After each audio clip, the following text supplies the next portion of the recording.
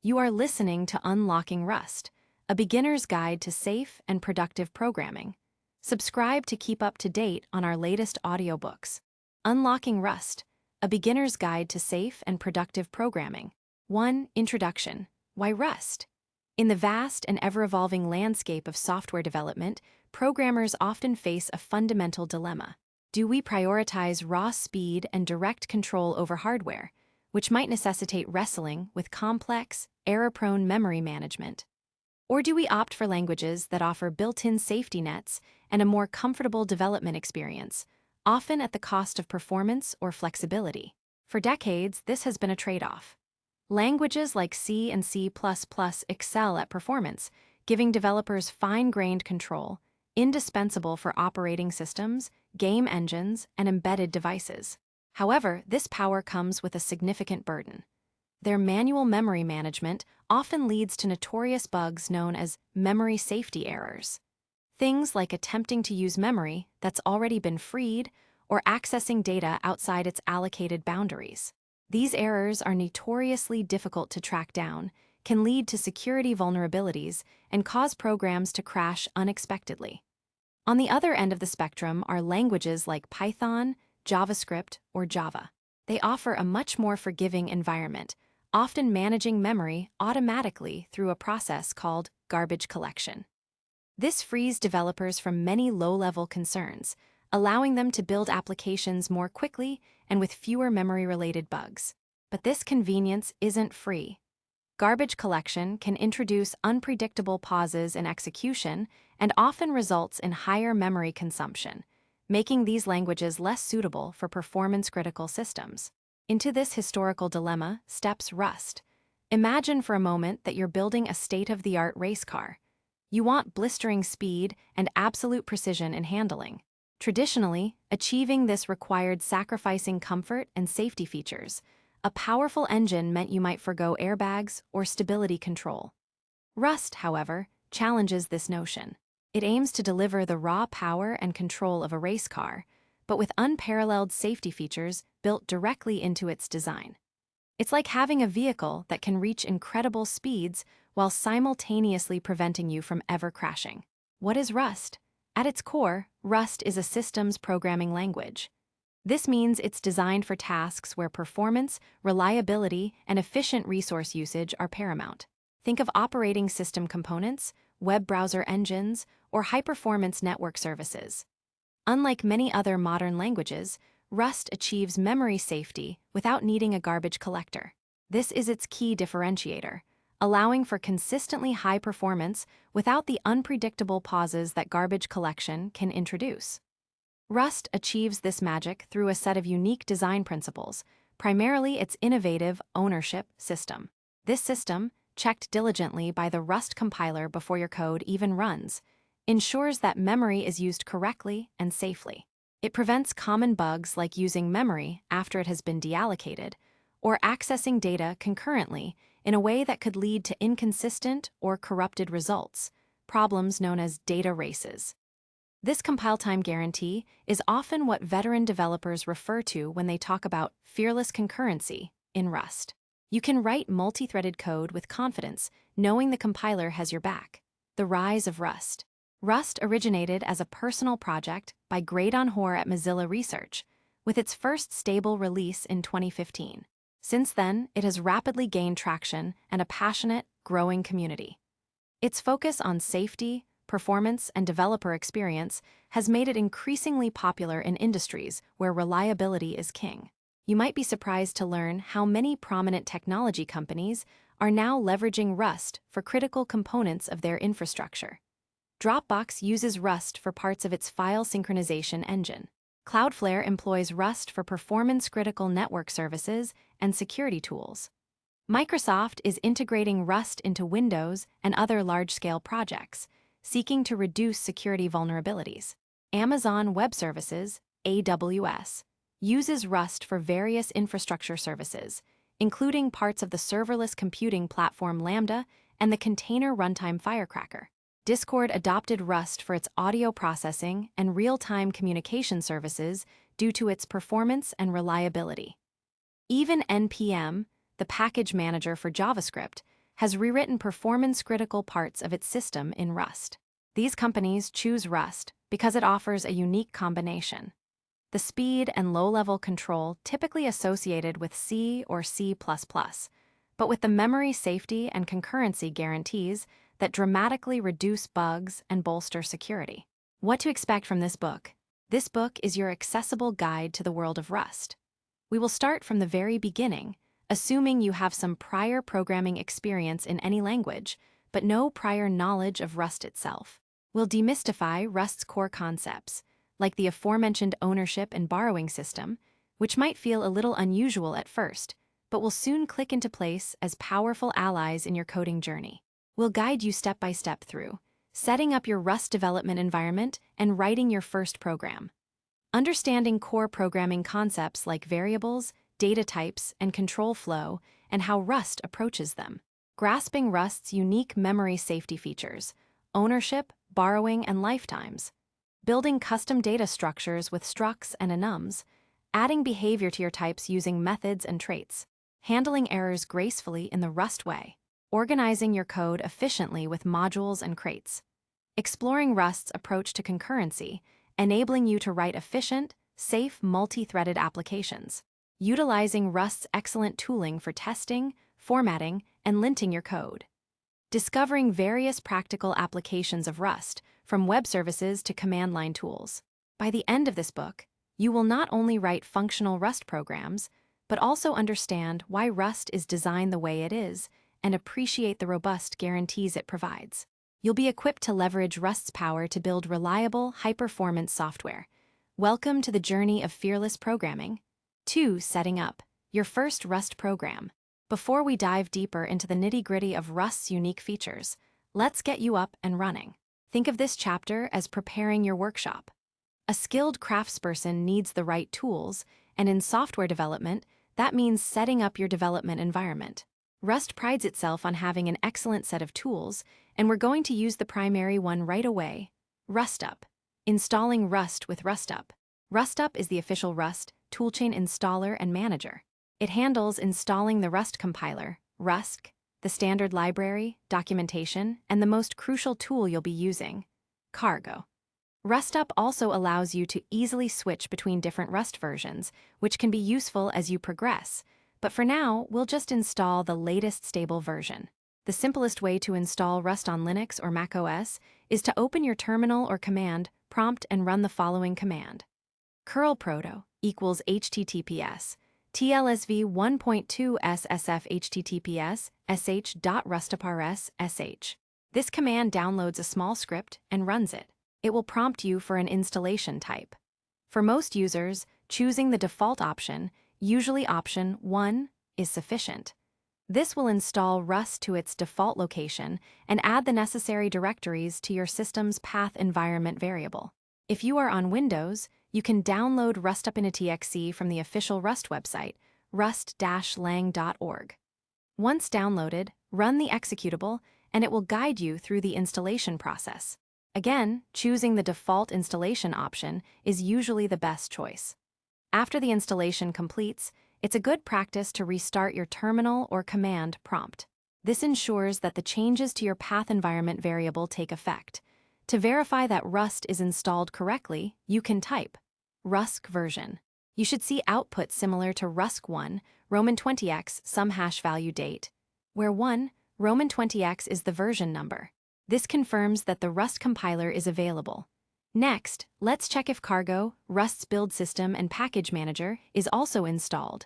Cargo version. You should see a similar version output for Cargo. If both commands return version numbers, congratulations, your Rust development environment is ready.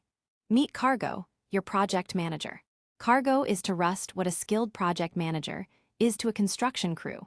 It handles everything from creating new projects and managing dependencies, external code libraries, to compiling your code and running your tests.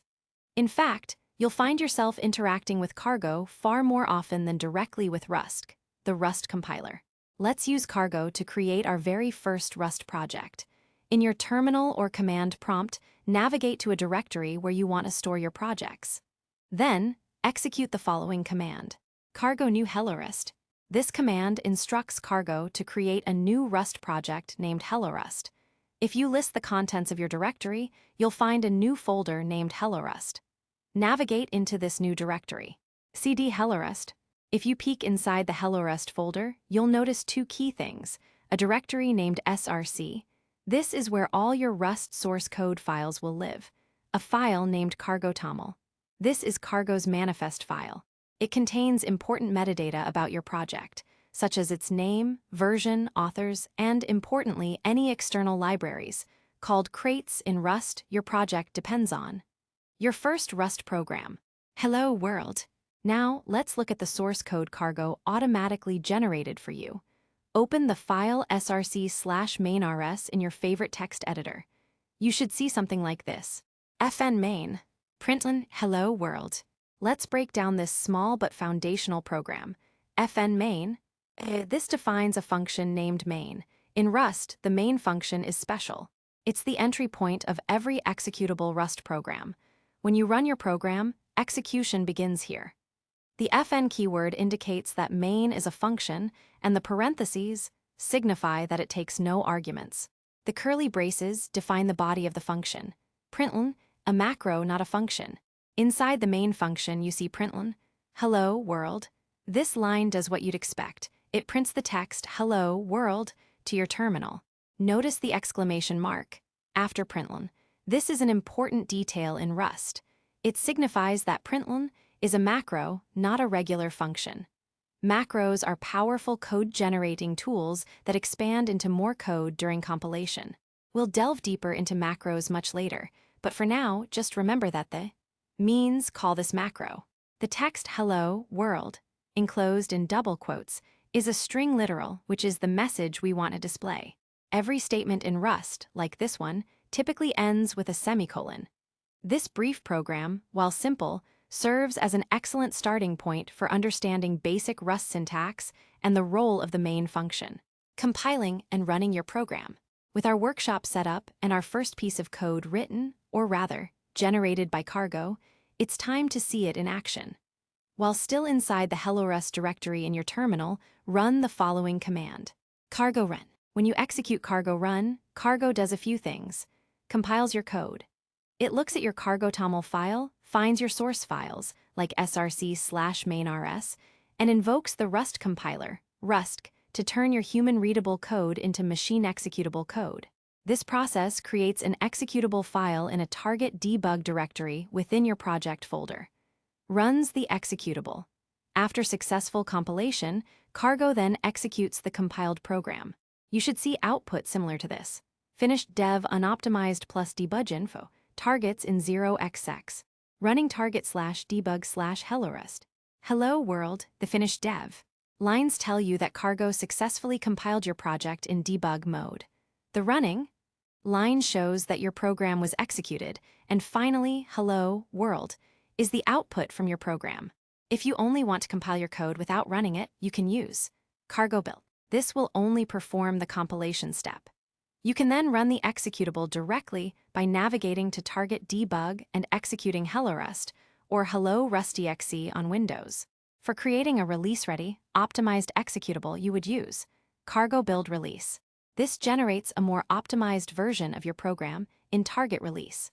We won't worry about this for now, but it's good to know for when you're ready to share your Rust creations with the world. A note on comments. As you write more complex programs, you'll find it vital to add notes to your code to explain your logic or remind yourself, and others, of specific design decisions. These notes are called comments. The Rust compiler ignores comments, they're purely for human readability. In Rust, you can use two main types of comments. Line comments start with 2 forward slashes. Everything from the to the end of the line is a comment. This is a single-line comment. fn-main, this comment explains the main function. Println, hello world, this prints a message. Block comments start with slash and end with. These can span multiple lines. This is a block comment. It can span multiple lines. fn-main, println, hello world. Using comments wisely makes your code much easier to understand and maintain. You've now successfully set up your Rust environment, created a project using Cargo, inspected your first Rust program, and compiled and run it. This hands-on experience is key to building confidence.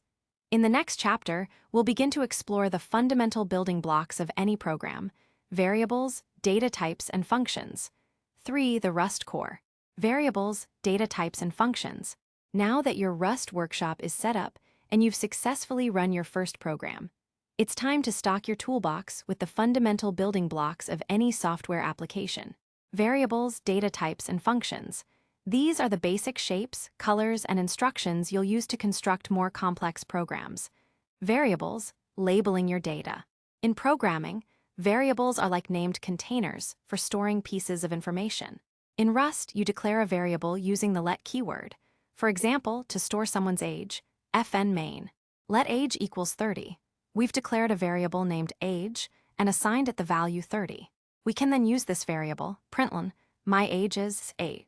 Notice a crucial point about Rust variables: they are immutable by default. This means once you assign a value to a let variable, you cannot change it. This might seem restrictive, especially if you come from languages where variables are mutable by default. However, this design choice is a cornerstone of Rust's safety and concurrency model, helping to prevent unexpected side effects and bugs. If you try to reassign age like this, Rust will give you a compilation error. fn main. Let age equals 30, println, my age is a. This line would cause an error because age is immutable. Age equals 31, making variables mutable with mut. If you genuinely need to change the value stored in a variable, you can explicitly mark it as mutable using the mut keyword. fn main. Let mut year equals 2023. Year is now a mutable variable. Println current year, year equals 2024. This is now allowed. Println next year, year. Shadowing, redeclaring a variable. While you can't reassign an immutable variable, Rust offers a feature called shadowing. This allows you to declare a new variable with the same name as a previous one. The new variable shadows the old one, effectively hiding it for the remainder of its scope. Shadowing is often useful when you need to transform a value but keep the same variable name. fn main. Let spaces. Spaces is a string. Println original spaces. Spaces, let spaces equals spaces len. Spaces is now a number the length of the string. Println number of spaces. Spaces. Notice how spaces initially held a string, but after the second let spaces equals line, it now holds a number. This is different from mut, as we are creating a new variable each time. Data types. Understanding your information. Every piece of data in Rust has a specific type. This tells Rust what kind of data it is, e.g., a whole number, a decimal number, text, a true-false value, and how much memory it needs. Rust is a statically typed language, meaning that it must know the type of all variables at compile time. However, it's also very good at type inference, often figuring out the type for you based on the value you assign. Let's look at some common data types. 1. Scalar types, single value. Integers, whole numbers. Rust provides various sizes. Both signed can be positive or negative, and unsigned, only positive, including 0. I8, I16, I32, I64, I128. Signed integers of different bit sizes. I32 is the default. U8, U16, U32, U64, U128. Unsigned integers. U32 is often inferred. Isize, usize, integer types that depend on the architecture of the computer, e.g., 32-bit or 64-bit. Usize is primarily used for indexing collections. Let age, I32 equals 42. Explicitly declared as a 32-bit signed integer. Let employee count equals 100,000. Rust can infer I32. Underscores improve readability. Let bytevalue, U8 equals 255, unsigned 8-bit integer. Floating point numbers, numbers with decimal points. F32, single precision float. F64, double precision float, default in Rust. Let pi equals 3.14159. Rust infers F64. Let speed, F32 equals 1.23. Explicitly F32. Booleans represent true or false. Let isristfun equals true, let israining, bool equals false, explicitly bool. Characters, a single Unicode scalar value. defined with single quotes. Let initial equals R, let heart emoji equals red, Unicode is fully supported. 2 compound types, multiple values. Tuples, a way to group a fixed number of values with different types into a single compound type. Once declared, their size cannot change. Let person data equals Alice, 30, true. A tuple with a string slice, an integer, and a boolean. Let name age has license equals person data. Destructuring a tuple. Println name age has license. Name age has license. You can also access elements by index. Println the ages. Person data point 1. Indexes start from 0. Arrays, a way to group a fixed number of values of the same type. They are allocated on the stack, more on this later, and have a fixed size. Let numbers equals 1, 2, 3, 4, 5, an array of 5 integers. Let colors, and str3 equals red, green, blue. Explicitly a fixed size array of 3 string slices. Println first number, number 0. Trying to access an element out of bounds will cause a runtime error, panic. Println sixth number, numbers 5. Arrays are useful for collections of items you know will not change in number. For more flexible, growable collections, you'll typically use vectors, which we'll cover later. 3. String types, brief introduction. Rust has a nuanced approach to strings. For now, it's good to know about 2 primary types, string slices and str. These are references to a sequence of characters, often used for fixed, immutable text. String literals like hello, world, are an str. String, this is a growable, mutable, owned string type. It's allocated on the heap again, more on this later, and can be modified. We'll dive much deeper into the differences and why Rust has 2 main string types when we discuss ownership in Chapter 5. Constants, immutable values known at compile time. Constants are similar to immutable variables, but they have a few key differences. They are declared using the const keyword, not let. They must have their type annotated. They can only be set to constant expressions, not values computed at runtime. They are immutable forever. You cannot use mut with const. Constants are typically used for values that should never change throughout your program's execution and are known at compile time. A convention for constant names is to use all uppercase letters with underscores between words. Const maxbonts, U32 equals 100,000, must specify type and be uppercase. maxbonts equals 50,000. This would be a compilation error. Functions, defining actions and logic. Functions are blocks of code that perform a specific task. They are the primary way to organize and reuse code in Rust. You define a function using the fn keyword. Defining a function. This is a function that prints a greeting. Fn greet, println hello there. Fn main, greet, call the greet function. Functions with parameters. Functions can accept input values called parameters. You must specify the type of each parameter. This function takes a name, a string slice, and prints a personalized greeting. Fn greetsomion name, and str is a string slice type. Println hello's name. Fn main, greetsomion Alice, greetsomion Bob. Functions with return values. Functions can also return a value. You indicate the return type after an arrow. The last expression in the function body, without a semicolon, is implicitly returned. You can also use the return keyword for an early return. This function adds 2 32-bit integers and returns their sum. Fn add numbers, x, I32, y, I32, I32. X plus y, this is an expression. Its value is implicitly returned. Another way to return explicitly, Fn subtract numbers, x, I32, y, I32, I32.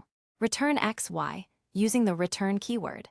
Fn main, let sum equals add numbers 5, 7, println, the sum is, sum, output, the sum is. 12, let difference equals subtract numbers 10, 3, println, the difference is, a difference, output, the difference is 7. Expressions versus statements. Rust differentiates between expressions and statements. This is a subtle but important concept. Statements are instructions that perform an action but do not return a value. For example, let a equals 5 is a statement. Function definitions are also statements. Expressions evaluate to a value. For example, 5 plus 7 is an expression that evaluates to 12. Function calls are expressions. A code block can also be an expression if its last line is an expression without a semicolon. The body of a function is made up of a series of statements ending in an expression. The value of the final expression becomes the function's return value. If you add a semicolon to the end of the last expression in a function, it turns it into a statement, and the function will effectively return nothing, or the unit type, which we'll address later. Fn example function, I32. Let x equals 5, statement. Let y equals 10, statement. X plus y. If you put a semicolon here, this becomes a statement, and the function would return nothing, causing a compile error. X plus y, this is an expression. Its value, 15, is implicitly returned. Understanding variables, data types, and functions provides you with the fundamental vocabulary of Rust. You now know how to store information and how to encapsulate actions. In the next chapter, we'll teach your programs how to make decisions and repeat tasks, giving them the ability to respond dynamically to different situations. 4. Control flow. Making decisions and loops. So far, our Rust programs have been a straightforward sequence of instructions, executing one after another. But real-world applications rarely follow a single, unbroken path. They need to make decisions, execute different code based on conditions, or repeat tasks multiple times. This is where control flow comes in. Think of it as the traffic signals and road signs that guide your program's journey. If else, making conditional choices. The if expression is the most common way to make decisions in Rust. Like in many other languages, it allows you to execute a block of code only if a specified condition is true. Fn main. Let temperature equals 25, if temperature 30. Println it's really hot outside, else if temperature 10. Println it's quite cold, else. Println the temperature is pleasant. In this example, the if condition temperature 30 is checked first. If true, its block is executed. If the first if condition is false, the else if condition temperature 10 is checked. If true, its block is executed. If both the if and else if conditions are false, the else block is executed. If is an expression. One powerful and perhaps initially surprising feature in Rust is that if is an expression, not just a statement. This means it evaluates to a value, which you can then assign to a variable. This is extremely useful for concisely defining a value based on a condition. Fn main. Let condition equals true. Let number equals if condition. 5, this is the value if condition is true. Else. 6, this is the value if condition is false. Println, the value of number is. Number, output, the value of number is. 5. A crucial rule for if expressions. The types of the values in each arm, the if block and the else block, must be the same. If they aren't, Rust's compiler will catch it, preventing potential errors. Fn main. Let result equals if true. Hello, this is a string slice. Else. 5, this is an integer. This would cause a compile time error. The types don't match. Match. Pattern matching for multiple possibilities. The match expression is one of Rust's most powerful control flow constructs, enabling sophisticated decision-making based on pattern matching. It allows you to compare a value against a series of patterns and execute code depending on which pattern the value matches. It's like an if-else-if chain on steroids, especially good for handling multiple distinct cases. A key feature of match is that it must be exhaustive. You must cover every possible value or a catch-all for the type you are matching against. This ensures you don't forget to handle a case, helping to prevent bugs. Let's imagine a traffic light system. Enum traffic light. Red, yellow, green. Fn main. Let light equals traffic light, green match light. Traffic light, red equals. Println stop, do not proceed. Traffic light, yellow equals. Println prepare to stop or clear intersection. Traffic light, green equals. Println go, proceed safely. In this example, we define an enum, short for enumeration, a custom data type we'll cover in detail later, called traffic light with 3 possible states. The match expression takes the light variable. It then checks light against each arm, traffic light, red equals, etc. The code in the matching arm is executed. Because traffic light only has 3 variants, our match is exhaustive.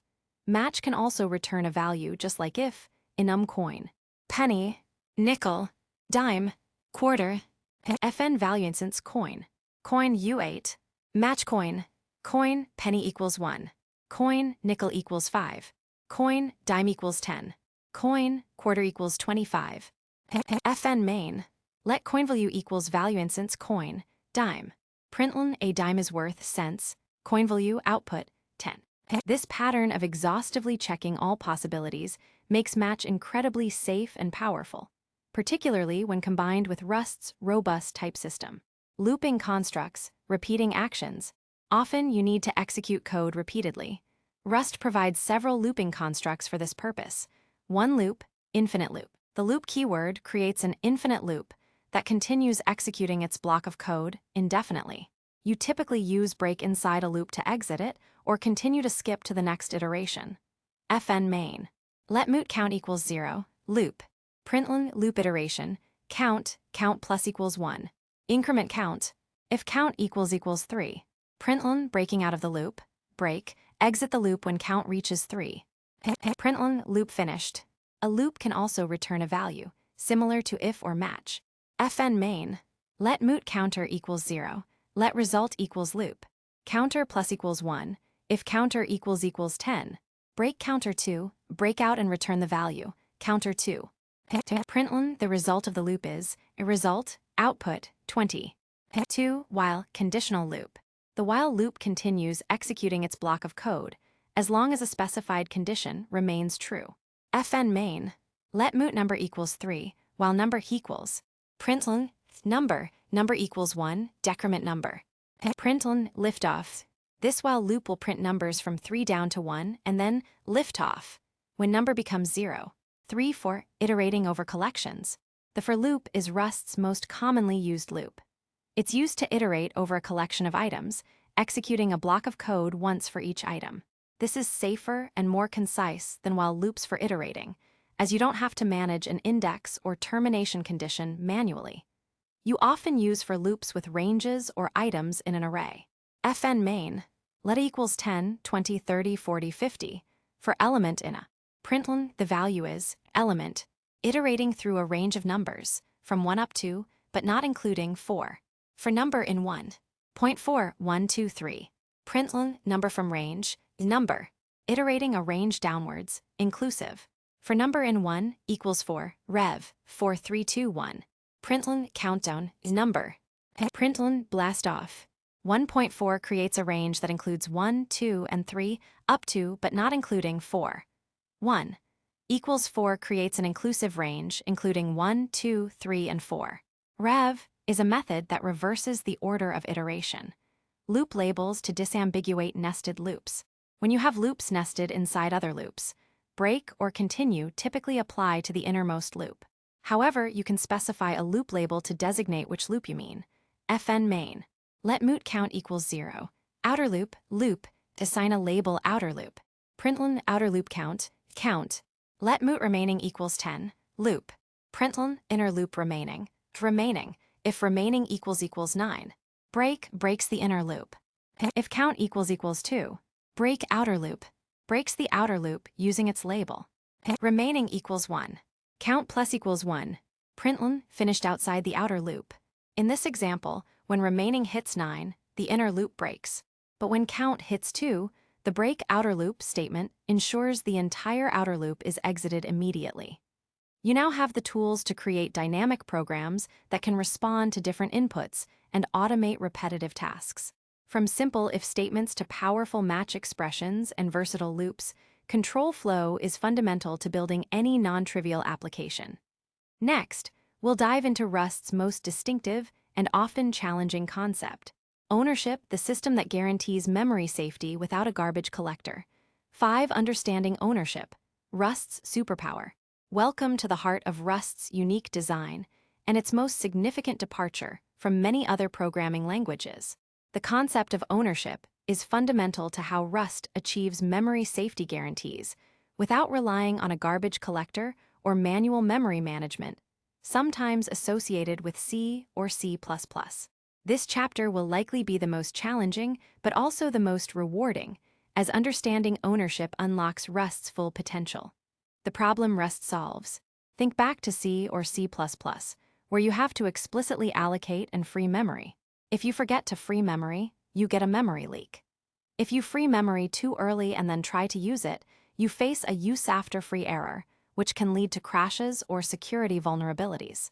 If two parts of your program try to modify the same piece of data at the same time without coordination, you get a data race, resulting in inconsistent or corrupted data. Modern languages like Java, C#, or Python solve these problems using a garbage collector, which automatically reclaims memory that is no longer in use. While convenient for the programmer, garbage collection introduces runtime overhead and can cause unpredictable pauses in execution when the collector runs. System-level programming, which requires predictable performance and low latency, often cannot afford these pauses. Rust's goal is to offer both the performance and control of a low-level language and the memory safety guarantees of a high-level one. It accomplishes this through the ownership system, which the Rust compiler checks at compile time. If your code violates the ownership rules, it simply won't compile. This might feel frustrating at first, but it means that if your Rust code compiles, it's very likely free of memory safety bugs. Ownership rules. The 3 pillars. Imagine a valuable artifact or a unique creature, say, a pet unicorn. Rust's ownership rules are designed to manage who owns what piece of data, ensuring it's always handled safely. Here are the 3 core ownership rules. Each value in Rust has a variable that's called its owner. There can only be one owner at a time. When the owner goes out of scope, the value will be dropped, memory reclaimed. Let's break these down with examples, focusing on how memory is handled. Memory and data, stack versus heap. To understand ownership well, it's helpful to have a basic grasp of where your program's data lives in memory. Stack. The stack is fast, structured memory. It works like a pile of plates. You put new data on top, and when you're done with a piece of data, you remove it from the top. All data on the stack must have a known, fixed size at compile time. Heap. The heap is more general-purpose, unstructured memory. When you put data on the heap, you request a certain amount of space, and the operating system finds an empty spot and returns a pointer, an address, to that location. Accessing data on the heap is slower than on the stack because you have to follow a pointer. Data on the heap can have a size that is unknown at compile time, or that can change. Rust's ownership and borrowing rules primarily govern data living on the heap, as that's where the trickier memory management issues arise. Rule 1 and 3. Owner goes out of scope. Let's illustrate Rule 1, each value has an owner, and Rule 3, when owner goes out of scope, value is dropped. Consider the string type. Unlike string literals and str, which are fixed size and stored directly in your program's binary, often on the stack or in read-only memory, string is a growable, mutable, own text type. Its contents are stored on the heap, fn main. Let s1 equals string, from hello, s1 owns the hello data on the heap. Code that uses s1. s1 goes out of scope. Its drop function is called, freeing the heap memory. When s1 goes out of scope, at the end of main or any block where it's defined, Rust automatically calls a special function called drop. This function deallocates the heap memory that s1 was managing. This is why Rust doesn't need a garbage collector. Memory is freed predictably when its owner goes out of scope. Rule 2. There can only be one owner move semantics. This rule is where Rust's behavior often surprises newcomers. When you assign a variable that owns data on the heap to another variable, Rust doesn't copy the data. Instead, it moves ownership, fn main. Let s1 equals string, from hello, s1 owns hello. Let s2 equals s1, ownership of hello moves from s1 to s2. Println, s2 is. s2, this works. Println, s1 is. s1, this would cause a compile time error. s1 no longer owns the data, it's invalid. Trying to use s1 here would be a use after move, error. After let s2 equals s1, s1 is considered invalid. If Rust allowed s1 to be used after the move, both s1 and s2 would point to the same location in memory. When s2 goes out of scope and frees the memory, s1 would then be a dangling pointer, pointing to freed memory, leading to a potential use after free bug. Rust prevents this by invalidating s1 so you can't accidentally reference freed memory. This is a move, not a shallow copy. Rust ensures that only one variable is responsible for cleaning up the memory at any given time. Clone, explicitly making a deep copy. If you do want to make a complete, independent copy of the data, including the data on the heap, you can explicitly call the clone method. Fn main. Let s1 equals string, from hello, s1 owns the first hello. Let s2 equals s1 clone. s2 gets a brand new copy of hello on the heap. Println s1 equals, s2 equals, s1, s2. Both s1 and s2 are valid and own their own data. Now s1 owns its own string data, and s2 owns an entirely separate copy of that data. When s1 goes out of scope, it frees its own memory. When s2 goes out of scope, it frees its own memory. No conflicts, ownership and functions. The same ownership rules apply when passing values to functions. Passing a value by default moves ownership into the function. Fn take ownership, sumstring, string, sumstring comes into scope. Println, sumstring goes out of scope and drop is called.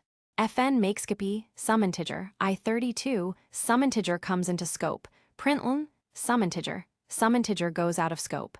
Fn main. Let s equals string, from world, s comes into scope. Take ownerships, s's value moves into the function. Now s is no longer valid here. Println, s, this would be a compile time error. Let x equals 5, x comes into scope. Make skippy x, x's value is copied into the function. X is still valid here. Println, x, this works, x still holds 5. Notice the difference between s, a string, and x, and i32. Why does s move but x copies?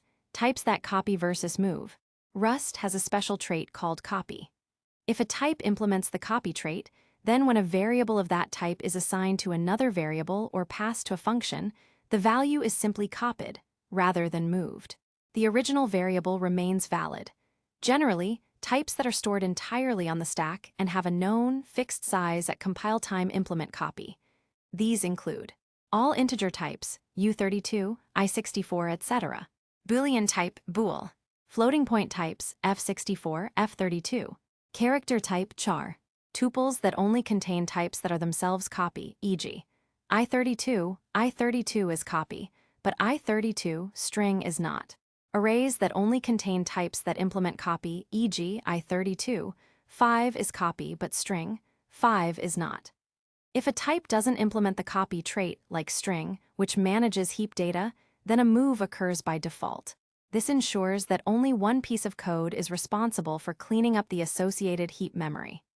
If a type did try to implement both asterisk drop, Rust's mechanism for freeing resources, and copy, it would be a contradiction. Should it clean up, or should it allow a copy to be made, potentially leading to double-free issues? Rust prevents this ambiguity. What comes next? Ownership is powerful because it allows Rust to guarantee memory safety at compile time, eliminating an entire class of bugs that plague other languages. However, always moving data can be inconvenient. What if you want a function to use a value but not take ownership of it, so you can continue using the data afterward? This is where the concept of borrowing comes in, which is the subject of our next chapter. Borrowing allows you to temporarily lend a reference to data without transferring full ownership, providing flexibility while maintaining Rust's strict safety guarantees. 6. Borrowing and lifetimes. Managing references. In the previous chapter, we explored Rust's ownership system, learning that data in Rust has a single owner, and when ownership moves, the original variable becomes invalid. While ownership is fantastic for memory safety, always transferring ownership can be quite restrictive. Imagine you want to look at a book in a library. You don't want to buy the book, just borrow it temporarily. Similarly, in programming, functions often need to access data without taking ownership of it. This is precisely what borrowing allows in Rust. Instead of moving ownership, you can pass a reference to a value. A reference is like a pointer in other languages, allowing you to refer to data owned by someone else without taking responsibility for deallocating it. References. Borrowing data. In Rust, you create a reference using the ampersand and syntax. When you pass a reference to a function, you are borrowing the value. The original owner retains ownership and remains valid. Let's revisit our string example. fn calculate length s, and string uses is a reference to a string. slen here goes out of scope, but because it doesn't own what it refers to, nothing happens to the string data on the heap. fn main, let s1 equals string, from hello, s1 owns the string data. Let len equals calculate length and s1, we pass a reference to s1. s1 is still the owner. Println, the length of is, s1 len, s1 is still valid here. In calculate length, s, and string means that s is a reference to a string, not the string itself. Because s doesn't own the data, nothing is dropped when s goes out of scope. The function can read the data like calling len, but it cannot modify it. This is because references are immutable by default. Mutable references. Borrowing to chain. Sometimes you need to modify the data that you've borrowed.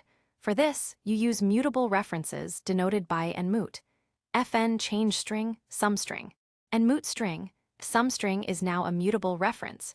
Sumstring pushster, world, this modifies the original string. fn main, let mut s equals string, from hello. The original string must be mutable to be borrowed mutably. Change string and mut s, pass a mutable reference to s println, s, output, hello, world.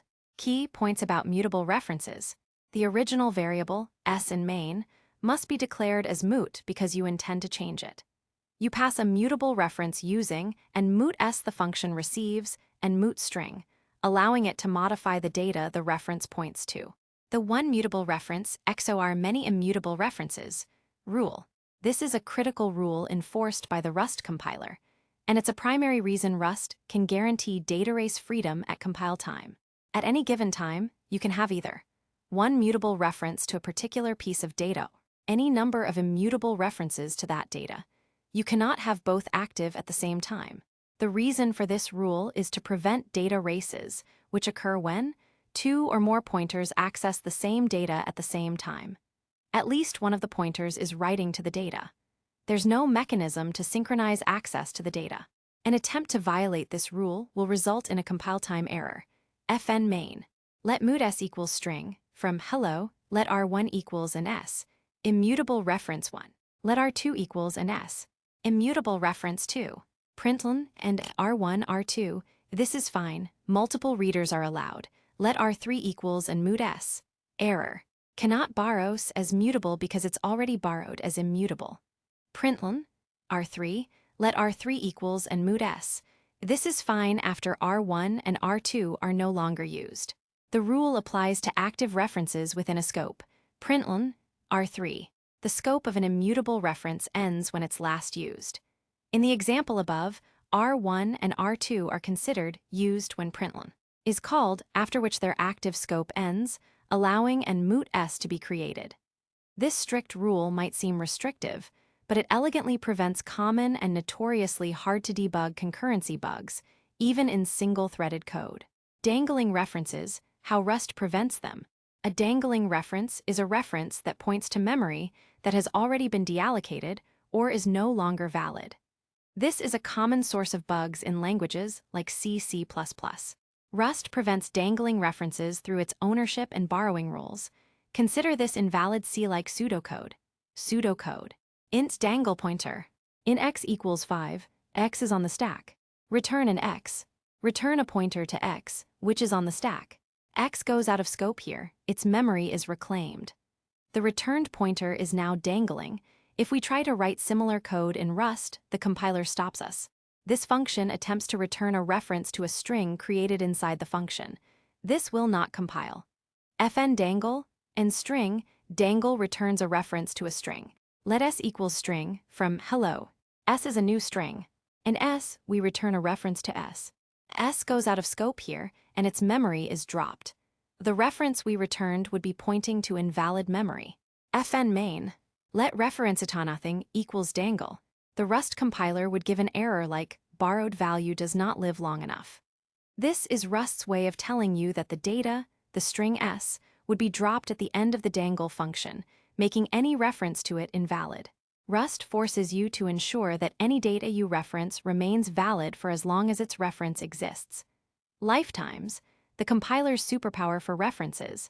The compiler's ability to prevent dangling references relies on a concept called lifetimes.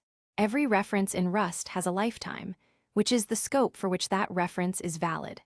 Most of the time, Rust figures out lifetimes implicitly through a process called lifetime elision, and you don't need to write them. However, when you write functions with references as parameters or return values, and Rust can't guarantee safety, it will ask you to annotate lifetimes explicitly.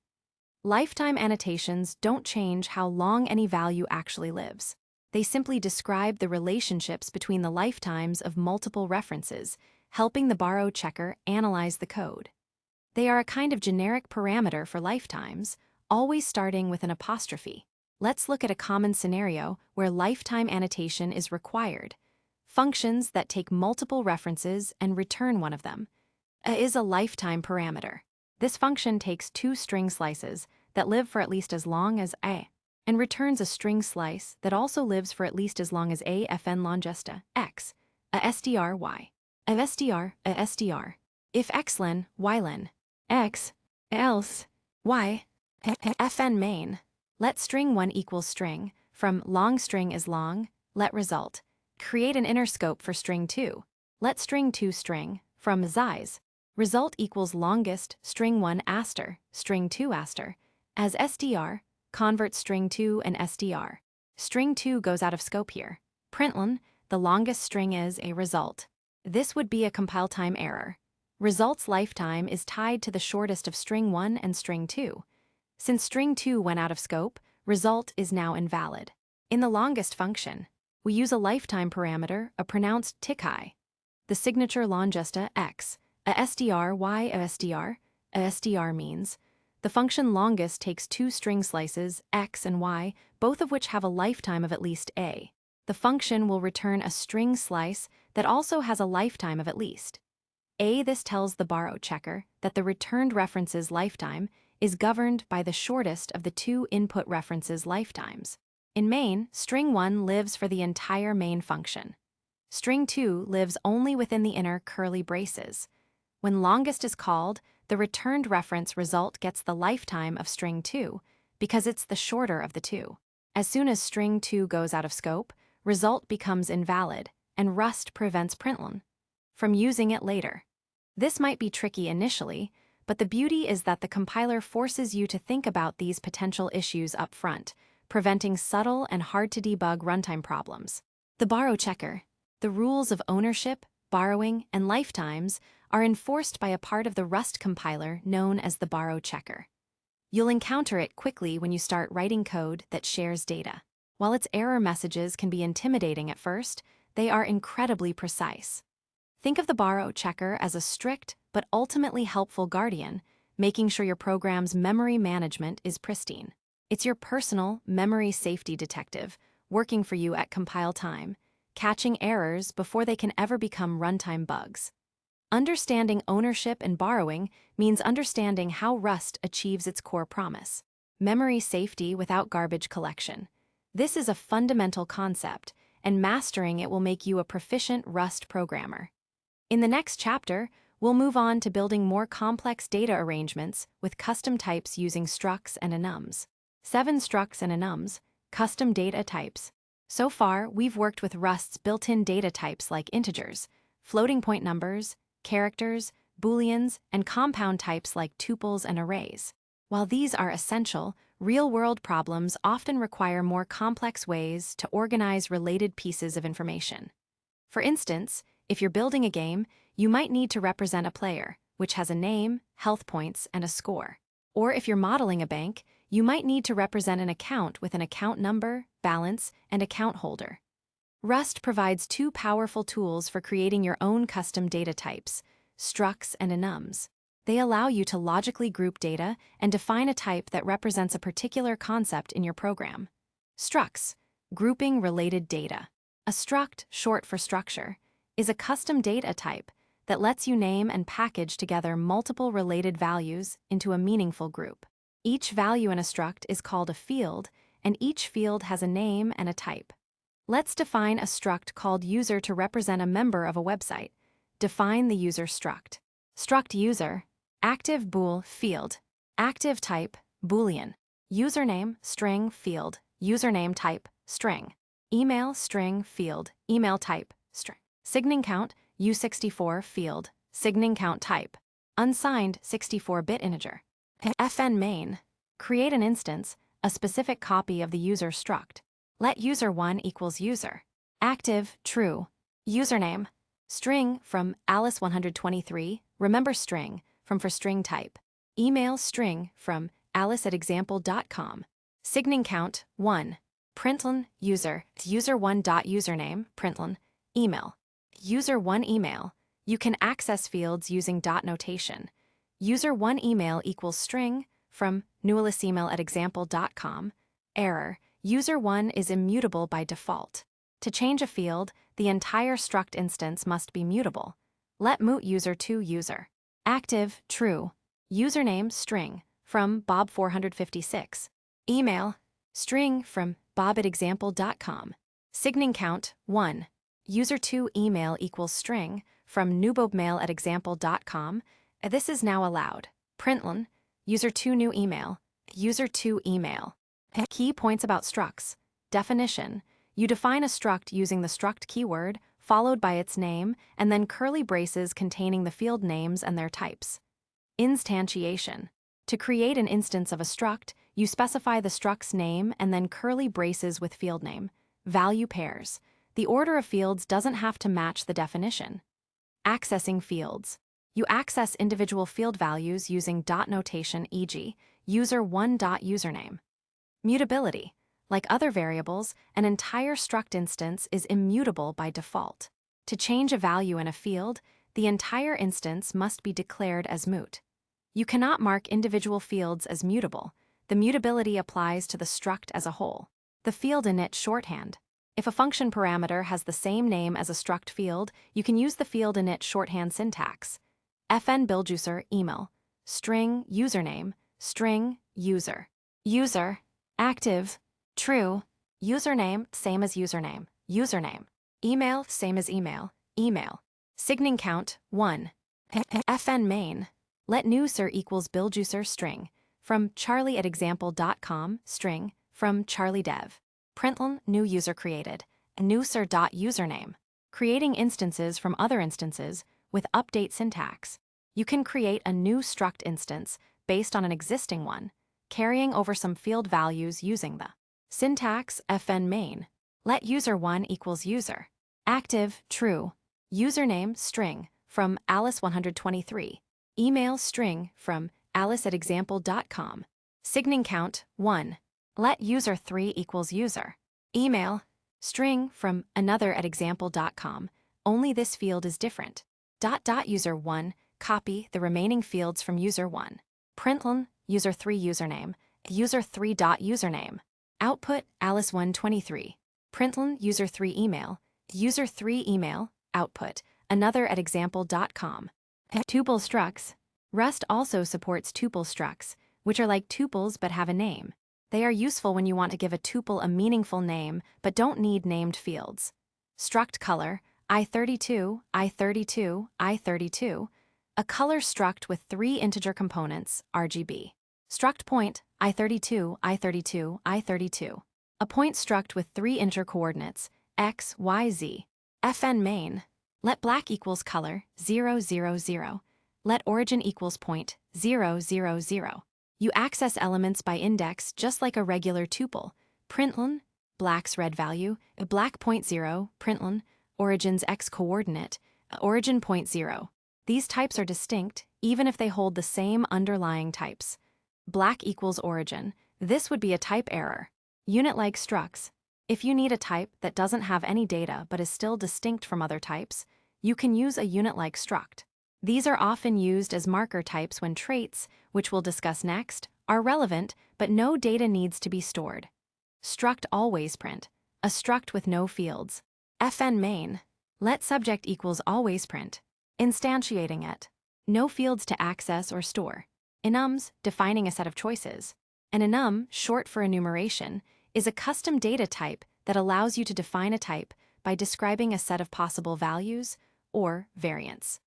Enums are incredibly powerful when you know a value can only be one of a few distinct forms. Let's imagine a message that a program might receive. Define the message enum. Enum message, quit, no data associated. Move X, I32Y. I32, anonymous struct-like data. Write string, single string data. Change color, I32, I32, I32, tuple-like data. Fn main, let MSG1 equals message, quit. Let MSG2 equals message. Move X, 10, Y, 20, let MSG3 equals message, write string, from hello from Rust. Let MSG4 equals message. Change color 25500. Enums are typically used with match expressions for handling their variants. Process message, MSG1, process message, MSG2, process message, MSG3, process message, MSG4. Fn process message, MSG, message. Match MSG, we saw match in the control flow chapter. It's key for enums. Message, quit equals. Println, the quit message was received. Message, move XY. Println, the move message was received. X, Y, XY. Message, write text equals. Println, the write message was received. Text, text. Message, change color RGB equals. Println, the change color message was received. RGB, RGB. Key points about enums. Variants. Each possible value an enum can take is called a variant. Associated data. Crucially, each variant can optionally have data associated with it. This data can be of any type, including other structs or enums, and can be structured like a struct or a tuple. Match power. Enums are almost always used in conjunction with a match expression, which allows you to execute different code based on which variant the enum value currently holds. The exhaustive checking of match ensures you handle all possibilities. The option T enum, safely handling absence of a value. One of the most common and powerful enums in Rust's standard library is option T. It's used to safely represent the possibility of a value being either present or absent. This directly addresses the null pointer problem that plagues many other languages. In Rust, there's no concept of null. Instead, you use option T. The option T enum is defined like this. Enum option T, T means it's a generic type, can hold any type. None represents absence of a value. Some T represents presence of a value of type T. Let's see it in action. Fn dividend numbers, numerator. F64 denominator. F64 option 64. If denominator equals 0.0. Option, none cannot divide by 0, return none. Else, option, some numerator / denominator success, return some, result. Fn main, let result 1 equals dividend numbers, 10.0, 2.0, will be some, 5.0. Let result 2 equals dividend numbers, 10.0, 0.0, will be none. How to work with option values, use match. Match result 1. Option some value equals println, result 1, value, output, result 1, 5. Option none equals println, result 1, division by 0. Match result 2. Option some value equals println, result 2. A value. Option none equals println, result 2, division by 0. Output, result 2, division by 0. You can also use handy methods like issum or isNone. If result 1, issum, println, result 1 has a value. By forcing you to explicitly handle both sum and none cases, via match or other option methods.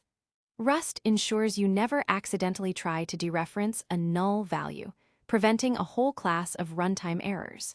The result T, enum, handling recoverable errors. Another critical enum in Rust is result T, which is used for operations that can either succeed or fail.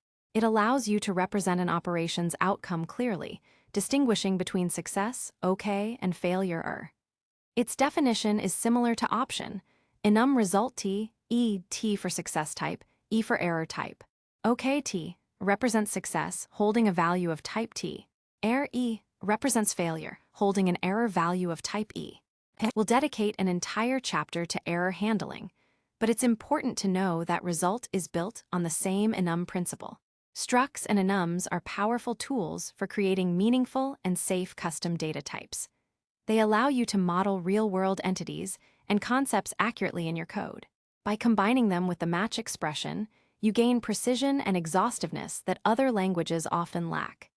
In the next chapter, we'll see how to attach behavior, functions, to these custom data types using methods and traits, moving us closer to object-oriented concepts, but in Rust's unique way.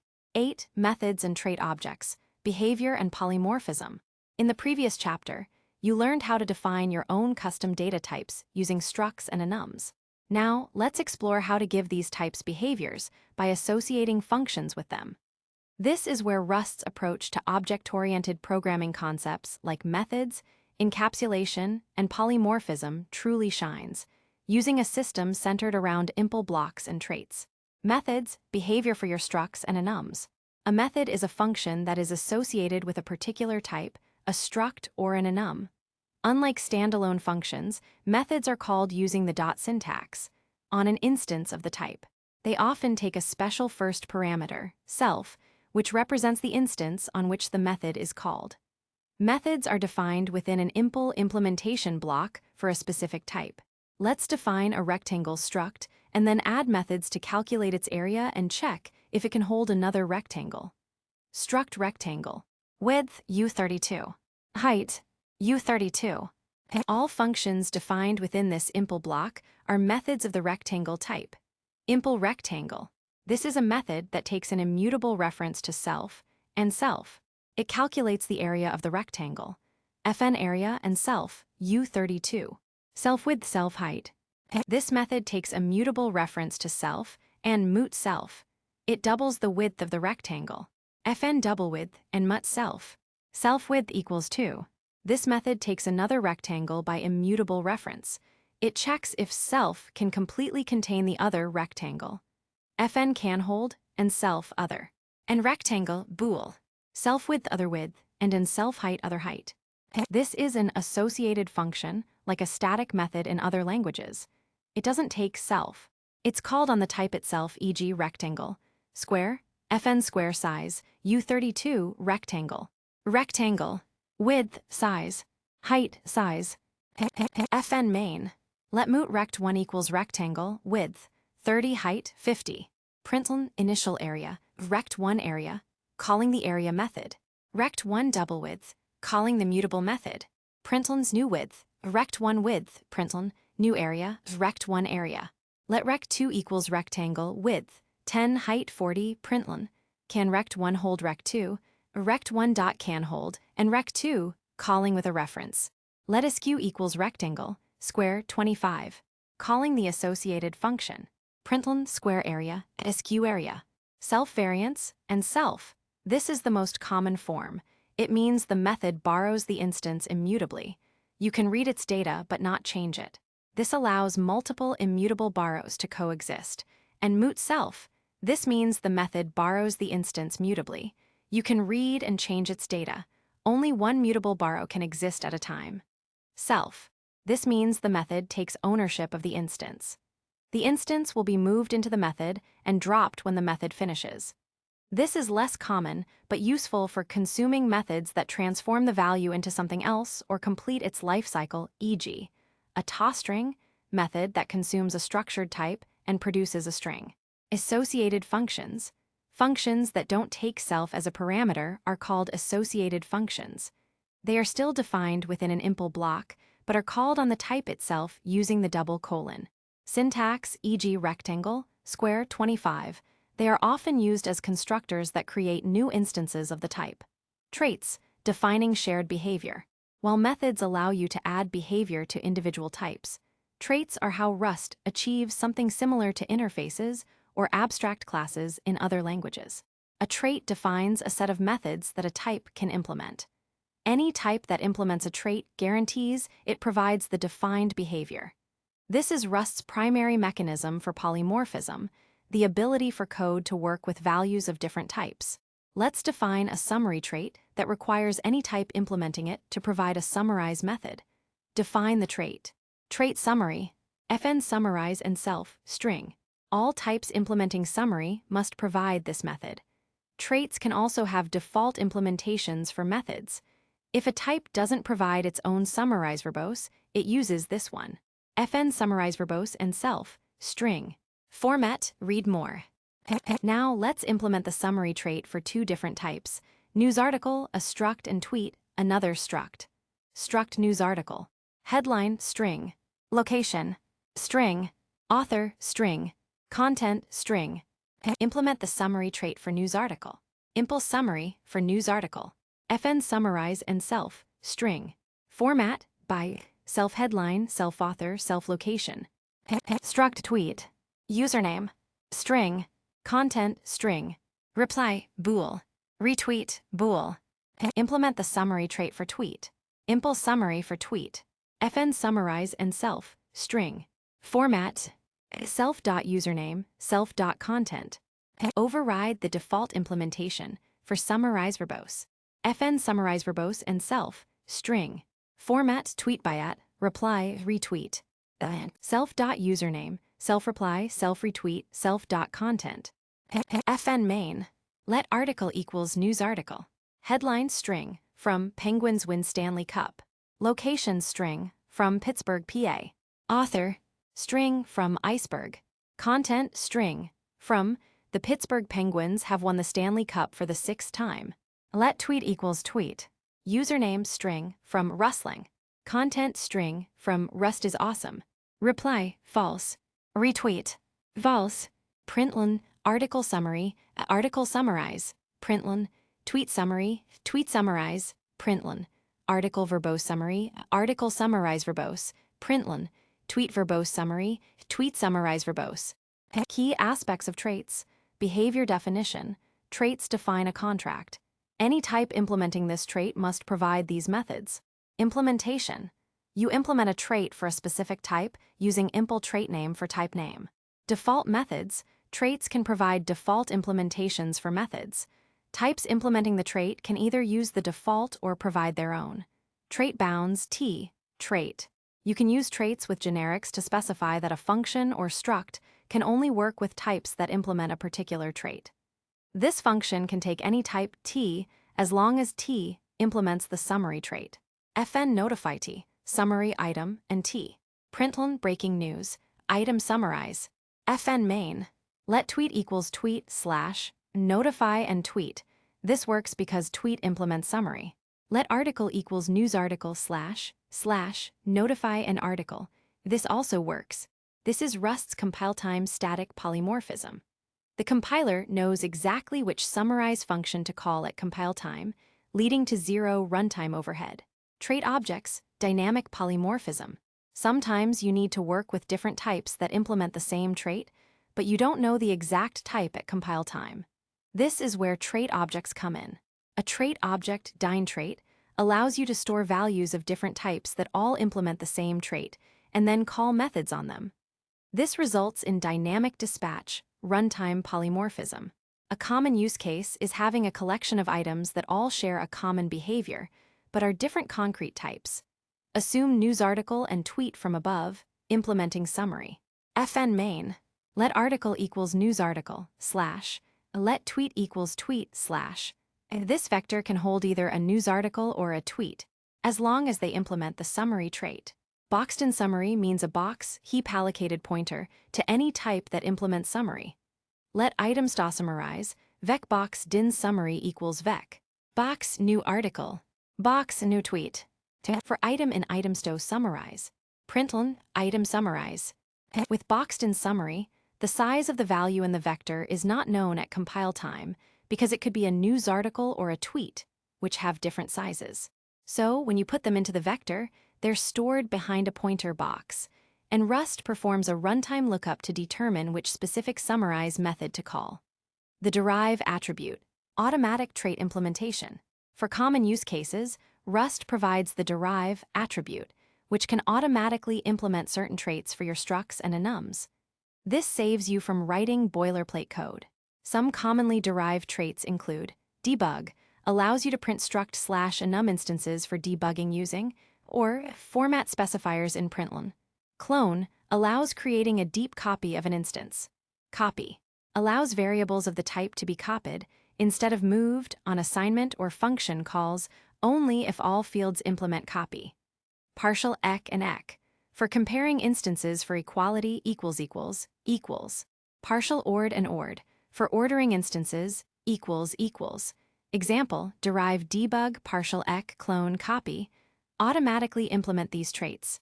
Struct point, x I32, y I32, fn main, let p1 equals point x 10 y 20, let p2 equals point x 10 y 20, let p3 equals point x 5 y 15, println, p1 debug, p1 uses debug trait, println p1 and p2 are equal, p1 equals p2 uses partial ec trait, println p1 and p3 are equal, p1 equals p3. Let p4 equals p1, copy happens not move because point implements copy. Println, p4 debug, p4. Methods and traits are the standard way to add behavior and enable flexible, reusable code in Rust. They offer powerful mechanisms for organizing your logic and achieving various forms of polymorphism, always with Rust's robust safety guarantees. You now have a solid understanding of how to structure your data and attach behavior to it.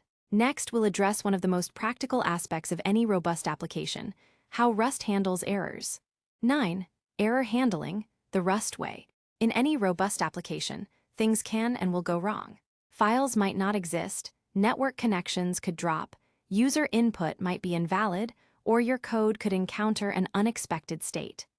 How a programming language handles these exceptional situations is crucial for building reliable software. Rust takes a distinct approach to error handling, emphasizing clarity, safety, and correctness at compile time. Unlike many languages that use exceptions, where errors bubble up the call stack until caught, Rust encourages you to explicitly address potential errors in your code, leaning heavily on its powerful enum system. This makes errors visible and forces you to think about how to handle them. Rust distinguishes between two main types of errors: recoverable errors. These are errors that you can reasonably expect to happen and can respond to. Think of a file not being found or a user providing invalid input. For these, Rust uses the result t, enum. Unrecoverable errors. These are bugs that indicate a serious problem in your code that you cannot reasonably recover from. Examples include attempting to access a non-existent index in a list or an overflow in a mathematical operation. For these, Rust will panic. Panic, when things go wrong beyond recovery. When a panic occurs, your program will typically print a failure message, unwind the stack, cleaning up data it owns, and then exit. This is Rust's way of saying, I've encountered a state so broken that I cannot continue safely. You can explicitly call panic in your code, fn main. This will cause a panic and terminate the program. Panic, crash and burn. Most often, you'll encounter panic when using operations that are assumed to be infallible or when an unrecoverable bug is detected. For example, trying to access an array element beyond its bounds. Fn main. Let numbers equals 1, 2, 3. This line will panic at runtime because index 3 is out of bounds for an array of size 3. Println numbers 3. In development, panic is useful for catching logical errors. In production, you generally want to avoid panics as they crash your application. For robust applications, you want to handle errors gracefully using result. Result t, handling recoverable errors. As we briefly touched upon in the structs and enums chapter, result t, is the cornerstone of Rust's recoverable error handling. Result is an enum with two variants. OK-t indicates that the operation was successful, and t is the value returned upon success. Error, indicates that the operation failed, and is an error value describing why. Many functions in the Rust standard library that can fail return a result. For example, file, open returns result file EO, error. Let's try to open a file that may or may not exist. Use std, fs, file. Import the file type. fn main. Let fileResult equals file, open hello.txt. This returns a result. We must handle both the OK and cases. Match fileResult. OK file equals. Println successfully open the file. File. Error equals. Handle different types of errors, e.g., file not found versus permission denied. Using the errors kind method. If error kind equals std, eo error kind not found. Println error file not found, attempting to create it. Match file create hello.txt. try to create the file. This also returns a result. OK, fc equals println, successfully created new file, fc. Error e equals panic, problem creating the file. E. Else, panic, problem opening the file, error. This match expression forces us to consider both possibilities. Success, the OK case, and failure, the case. This explicit handling prevents you from overlooking potential problems. Common result helper methods. Repeatedly using match for every result can become verbose. Raw result objects have methods that help handle common scenarios. Unwrap, this is a shortcut method that simplifies error handling. If the result is OK, unwrap returns the value inside the OK. If the result is unwrap calls panic and crashes your program. This will panic if hello.txt doesn't exist and cannot be created. Let file equals file. Open hello.txt. Unwrap is often used in examples or prototyping where you assume success or are willing to let the program crash if an error occurs. In production code, use it with caution. Expect crash message, similar to unwrap, but it lets you provide a custom panic error message. This is often better than unwrap because the panic message is more informative. If opening fails, this will panic with the provided message. Let file equals file. Open hello.txt. Expect could not open hello.txt because reasons. Again, use expect. When you believe the operation should always succeed and an error indicates a serious bug in your assumptions or environment. Propagating errors with the operator. Manually matching on result and returning an error can lead to a lot of boilerplate code, especially when you have a sequence of operations, each returning a result. Rust provides the question mark operator as a convenient way to propagate errors. The operator can only be used in functions that return a result or option. It does two things. If the result is OK, it unwraps the OK value and the execution continues. If the result is it immediately returns the value from the current function. Let's rewrite the file handling logic using use std, fs, use std, io, self-read, import io module and read trait, fn read username from file, result string io, error. Let moot username file equals file, open, hello.txt. Try to open, if return immediately. Let moot username equals string, new, username file read toString and mut username. Try to read, if return immediately. OK username. If both succeed, return OK with the username. Fn main. Match read username from file. OK name equals println. Username from file, name. Error e equals println. Error reading username. E. A more concise way to read the whole file to a string. Let contents equals fs. Read toString, hello.txt. Match contents. OK text equals println. File contents. In text. Error e equals println. Error reading file as string. E.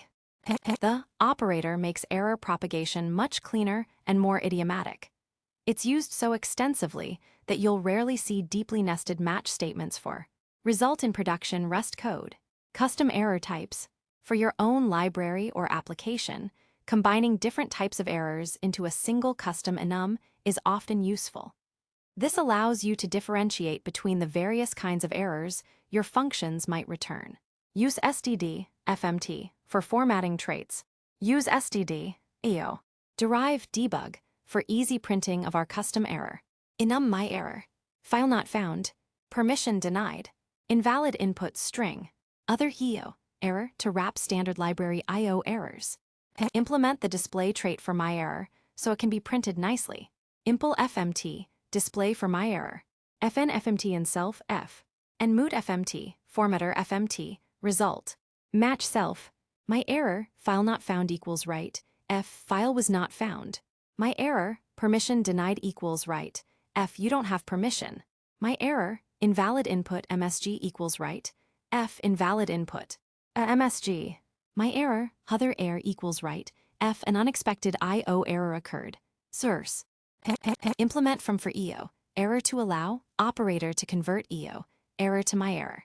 Impl from io. Error from my error. Fn from error. Io, error self. Match or kind.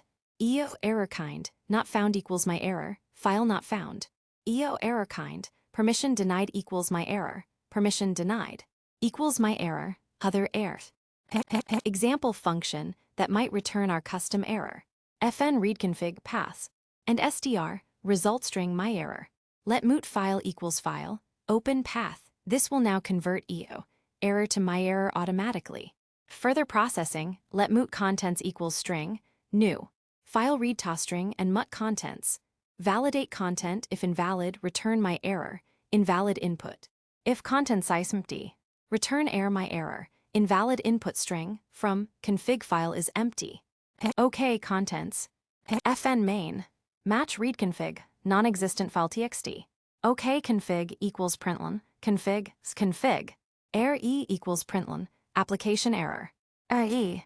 Match read config, /root /sensitive txt, assuming this path causes permission issues.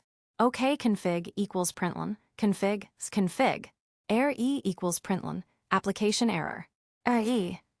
By implementing the from trait, you enable the operator to automatically convert EO error into your myError type, making error propagation even more seamless and type-safe. Rust's error handling philosophy revolves around making failure explicit and forcing programmers to consider all possible outcomes.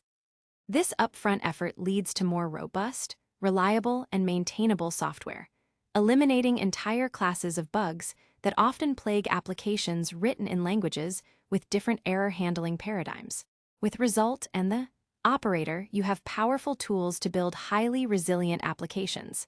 Next, we'll move on to how Rust helps you manage and organize your growing codebase. 10. Modules and crates. Organizing your code. As your Rust projects grow in size and complexity, simply having all your code in one main RS file becomes unwieldy and hard to manage. Just like a well-organized library arranges books into sections and shelves, a well-structured codebase divides functionality into logical, manageable units. Rust provides a robust system for code organization through packages, crates, and modules. This system helps prevent naming conflicts, provides clear boundaries for public and private functionality, and makes it easier to reuse and share code. Packages, crates, and modules, the hierarchy. Let's clarify the terms. Package. This is the top-level unit. A package is typically managed by cargo. Remember our cargo toml file? That defines a package. A package contains one or more crates. It also contains the cargo toml file that describes how to build those crates. Crate. This is the basic unit of compilation and is the smallest amount of code that the Rust compiler considers at a time. Binary crate, an executable application like our Hello Rust program, it has a main function. Library crate, a collection of code that can be used by other projects. It does not have a main function and provides functionality, like the standard library std or external packages from crates.io. Module. Modules are internal to a crate. They let you organize code within a crate into logical groups, controlling visibility, what parts are public and what parts are private. Modules can define functions, structs, enums, constants, and even other modules. Modules, organizing inside a crate. The module system in Rust is how you logically group code inside your crate. Think of it as creating folders and files within your project to keep everything tidy. By default, all items, functions, structs, enums, modules, etc. are private within their module. To make an item visible to parent modules or other modules higher up in the hierarchy, you use the pub keyword. Let's illustrate with an example for a simple restaurant project. Suppose your src/mainrs contains the main function for a restaurant application. You want to organize functions related to front of house, greeting customers, taking orders, and back of house, preparing food, washing dishes. MyRestaurant/cargo toml, src/mainrs, in src/mainrs. Declare a module named front of house. Mod front of house. Declare a module named hosting inside front of house. Pub mod hosting. Pub makes the hosting module public. Pub fn add to waitlist. Pub makes the function add to waitlist public. Println adding to waitlist in hosting module. Pub fn seatable. Println seating at table in hosting module. Pub mod serving. Pub makes the serving module public. Pub fn take order. println, taking order and serving module. fn serving order. This function is private, no pub. Println, serving order and serving module. Mod backofhouse. fn cook order, private by default. Println, cooking order in backofhouse module. Pub fn wash dishes. Println, washing dishes in backofhouse module. fn main. To access an item inside a module, you use its path, front of house, hosting, add to waitlist. Accessing a public function in a public module, front of house, hosting, seedable, front of house, serving, serving order, error, serving order is private, back of house, cook order, error. Cook order is private, back of house, wash dishes, works as wash dishes is public. In this example, main RS implicitly defines the root module of our MyRestaurant crate. Mod front of house and mod back of house declare new child modules. The pub keyword makes items, like a module or a function, visible to their parent modules and descendants. Without pub, an item is private and can only be accessed from within its own module or its children. Managing paths with use. Typing out long module paths like front of house, hosting, add to waitlist, can become tedious. The use keyword allows you to bring a path into your current scope, making it easier to refer to items. Modules defined as above. Bring the add to waitlist function into the current scope. Use front of house, hosting, add to waitlist. We can also bring the whole hosting module into scope if we want to refer to other functions within it. Use front of house, hosting, fn main. Add to waitlist. Now we can call it directly. Hosting, seedable, if we used use front of house, hosting. Common use idioms. Bringing a function, use some module, some function, bringing a struct / enum. Use some module, some struct, often capitalized names. Bringing a parent module to use its children. Use front of house, hosting, the as keyword, for renaming an imported item to avoid name clashes. Use std, fmt, result as fmt result. Using glob operator, brings all public items defined in a path into scope. Use sparingly to avoid name clashes and make code less clear. Use front of house, hosting, nested paths, for simplifying multiple use statements with common prefixes. Use front of house, hosting, serving, brings both hosting and serving modules. Use std, cmp, ordering I/O, brings ordering and I/O. Separate files for modules. For larger modules, defining them all within main RS can still make the file very long. You can move module definitions into separate files. When you declare a module mod front of house, in main RS, Rust looks for the code for that module in one of two places. A file named front of house RS in the same directory as main RS. A directory named front of house / that contains a mod RS file. Let's refactor our restaurant example using separate files.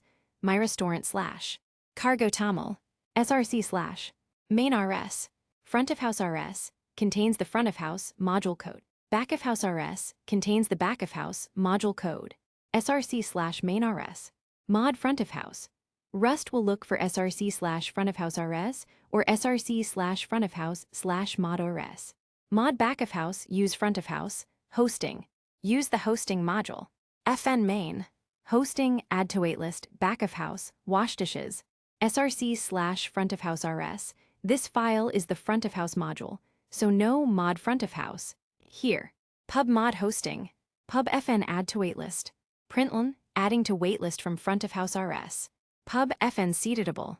Println, seeding at table from front of house RS. Pub mod serving. Pub fn take order. Println, taking order from front of house RS. This function is private within serving. fn serving order. Println, serving order from front of house RS. src / back of house RS. This file is the back of house module. fn cook order, private by default. Println, cooking order from back of house RS. Pub fn wash dishes. Println, washing dishes from back of house RS. This structure scales well. If hosting itself becomes very large, you could create a src / front of house / hosting RS file, and src / front of house RS would contain pub mod hosting. Using external crates, crates.io. One of Rust's greatest strengths is its vibrant and growing ecosystem of shared crates, hosted on crates.io. Cargo makes it incredibly easy to use these external libraries in your projects. Let's add the rand crate, a popular library for generating random numbers. Add to cargo toml. Open your cargo toml file and add the rand crate under the dependencies section. Package. Name MyRestaurant. Version 0.1.0. Edition equals 2021. Dependencies. Rand 0.8.5. Hash use the latest version from crates.io. When you save cargo toml, Cargo will automatically download rand and its dependencies. It also creates a cargolock file, which precisely records the versions of all dependencies used, ensuring reproducible builds. Use in your code. Now you can use items from the rand crate in your Rust source files. src/mainrs. Use rand, RNG. RNG is a trait from the rand crate. Mod friendofhouse, our own local module. fn main. Let secret number equals rand. Threading, genrange 1 equals 100. Println guess the number secret is. Secret number, front of house, hosting, add to waitlist. As you can see, organizing your code into modules and leveraging external crates are powerful techniques that enable you to build complex, modular, and maintainable Rust applications. You now have a solid understanding of how to structure your projects. In the next chapter, we'll delve into concurrency, an area where Rust truly shines with its fearless approach. 11. Concurrency. Parallelism in Rust. Modern computer hardware is inherently parallel. Most computers today have multiple CPU cores, allowing them to perform several tasks simultaneously. To fully utilize this power, software needs to be designed for concurrency, managing multiple tasks that can run independently, or parallelism, simultaneously executing multiple parts of a program. However, writing concurrent code is notoriously difficult and a common source of complex, hard-to-debug issues like data races, deadlocks, and race conditions. Rust is uniquely positioned to help solve these problems. Its ownership and borrowing rules, which we explored in chapters 5 and 6, extend elegantly to concurrent contexts, allowing Rust to prevent many common concurrency bugs at compile time. This is often referred to as fearless concurrency. The challenges of concurrency. To appreciate Rust's solution, let's briefly consider the problems. Race conditions. When multiple threads try to access and modify shared data simultaneously, and the final outcome depends on the non-deterministic timing of their execution. This can lead to incorrect results. Deadlocks. When two or more threads are blocked indefinitely, each waiting for the other to release a resource that it needs. Livelocks. Similar to deadlocks, but threads are not blocked. They are continuously changing their state in response to each other, but without making useful progress. Starvation. When a thread is perpetually denied access to a shared resource or CPU time. These bugs are notoriously difficult to reproduce and debug because they often depend on the precise order of operations, which can vary wildly between runs. Rust's compile time checks catch many of these before your code even executes. Threads doing work in parallel. The most basic way to achieve concurrency is by using threads. A thread is a lightweight process that can run independently alongside other threads within the same program. Rust's standard library provides basic threading capabilities. You can spawn a new thread using std, thread, spawn, use std, thread, use std, time, duration. For pausing execution, fn main, let handle equals thread, spawn, the closure is the code the new thread will run for I in 1, equals 5. Println high number from the spawn thread, I. Thread sleep duration for millis 1, pause for a short time. For I in 1 equals 3. Println high number from the main thread, I thread sleep duration for millis 1. Join waits for the spawned thread to finish its execution. If we didn't call handle join, the main thread would likely finish first, and the spawned thread might not get to complete its work. Handle join, unwrap. Println main thread finished. When you run this, you'll likely see interleaved output from both threads, demonstrating their concurrent execution. Moving data with move closures and threads. When you use thread, spawn with a closure, the closure might need to use data from the main thread's scope. If that data is already owned by the main thread, you need to use the move keyword before the closure's parameter list, move. This forces the closure to take ownership of any variables it captures from its environment. Use std, thread, fn main. Let v equals vec 1 2 3. Let handle equals thread. Spawn move. A move transfers ownership of v to the new thread. Println.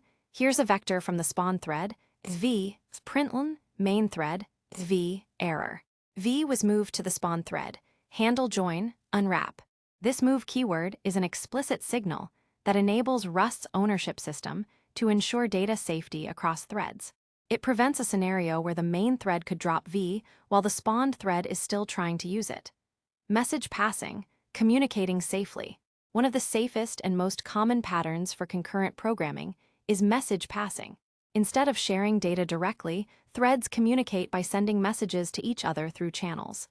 A channel has two parts, a transmitter, sender, and a receiver.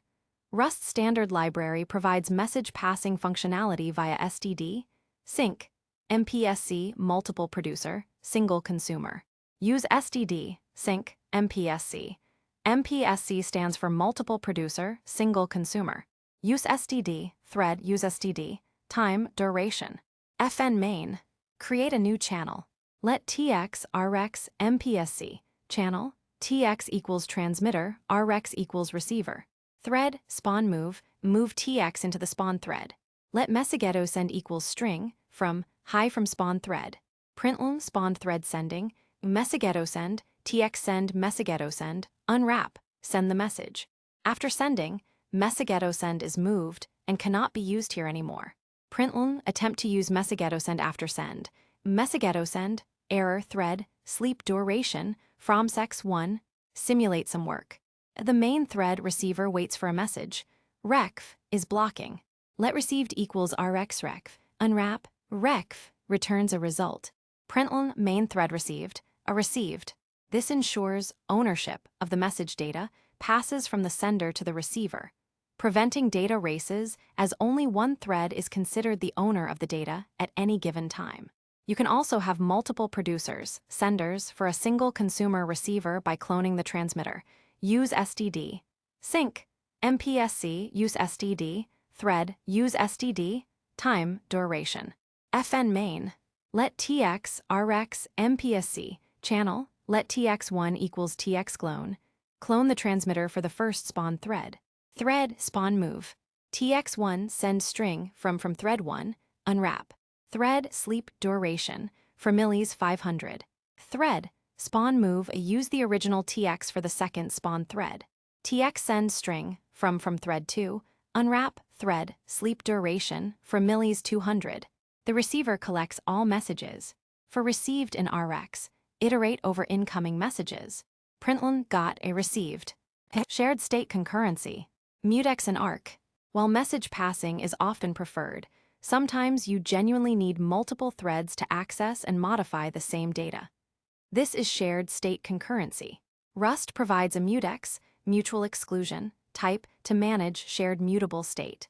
A mutex ensures that only one thread can access the data at any given time. To access data protected by a mutex, a thread must first acquire a lock on the mutex. Use STD, sync, mutex, use STD, thread, fn main. Create a mutex that protects an integer, 0. The integer is wrapped in a mutex. Let m equals mutex, new 0. Acquire a lock. This call will block until the lock is available. Let mut num equals mlock, unwrap. Lock returns a mutex guard, which we dereference. Num plus equals 1, num is a mutable reference to the data inside the mutex. We dereference it to modify the integer directly. The mutex guard automatically unlocks the mutex when it goes out of scope. Println, m equals m, output, mutex data, 1. But how do you share this mutex across multiple threads, given Rust's ownership rules?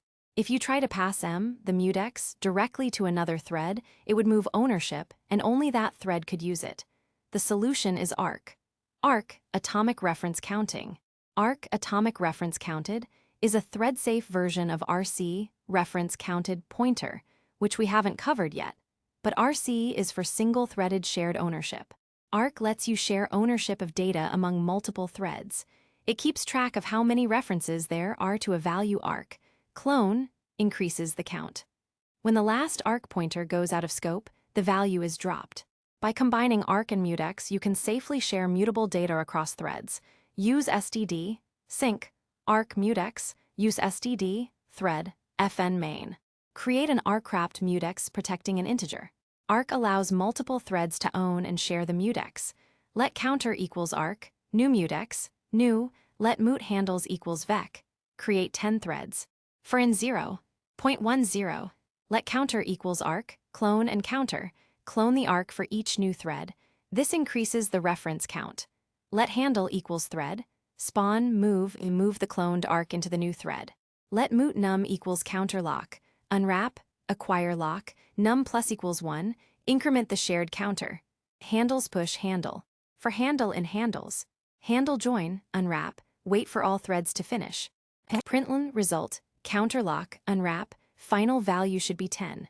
Here, arc provides shared immutable ownership of the mutex itself, and the mutex provides shared mutable access to the I32 inside it, ensuring that only one thread can modify the I32 at a time.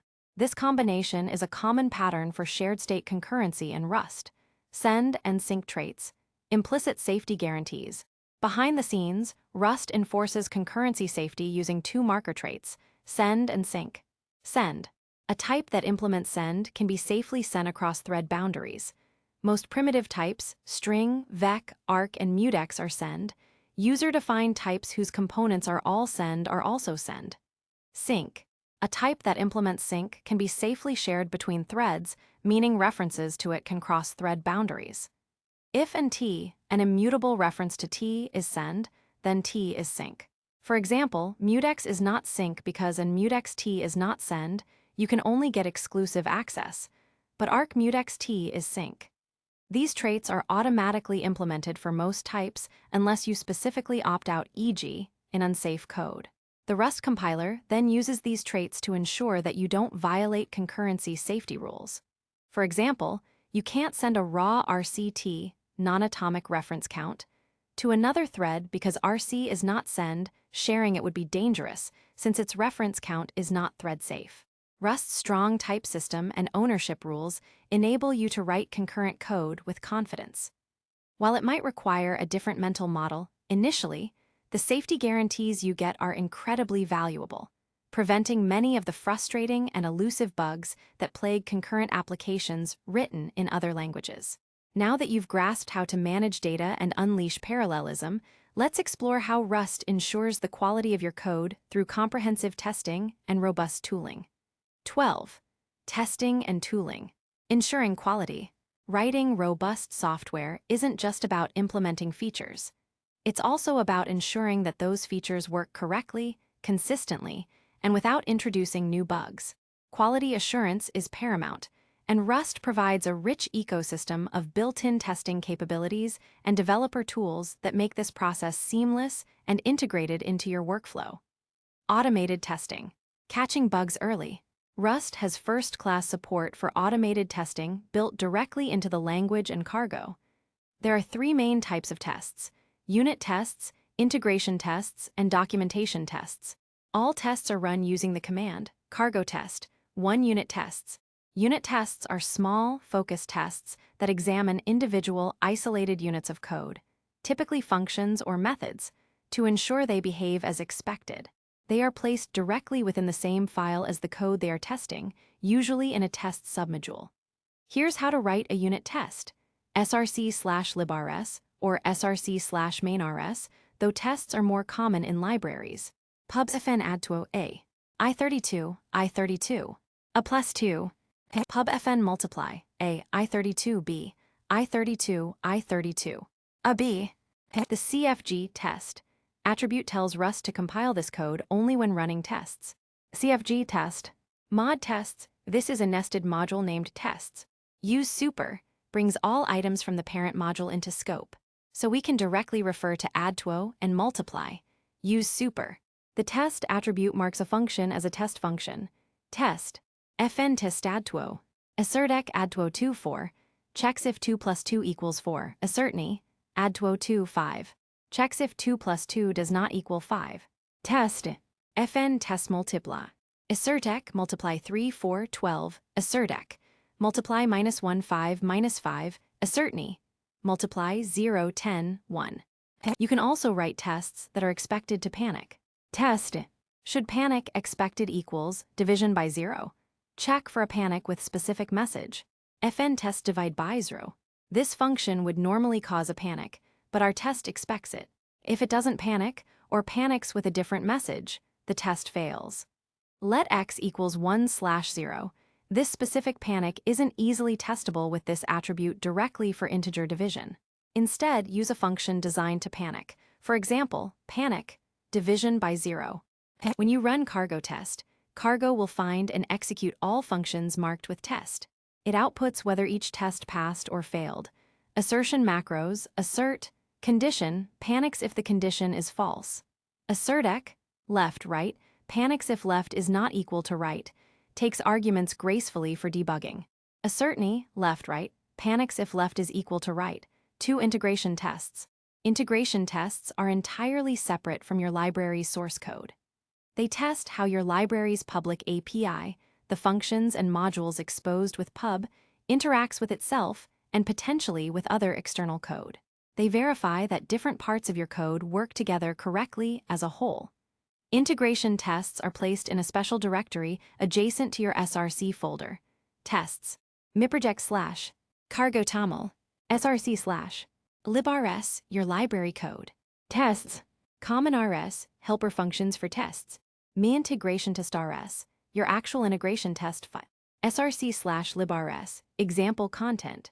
Pub fn public function, string. String from, hello from inside the library. Fn private helper. String, this is private, integration tests can't directly call it. String from, private data. Test / mi-integration test rs. This brings your entire library crate into scope. If your library is named miproject, then it's use miproject. Use miproject, add2o public function. Assuming add2o from earlier. Test: fn test public epi. Assertec public function, hello from inside the library. Test: fn test library add2o. Assertec add2o 5.7. Integration tests often use helper functions, which can be put in common rs. Mod common declares the common module. Test: fn another integration test. Common setup, call a setup function from common rs. Assertec add2o 10.12.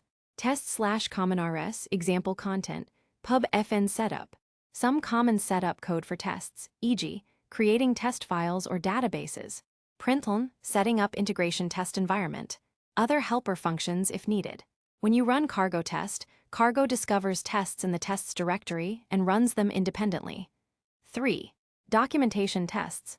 Rust's documentation system automatically runs code examples embedded directly in your code's documentation comments.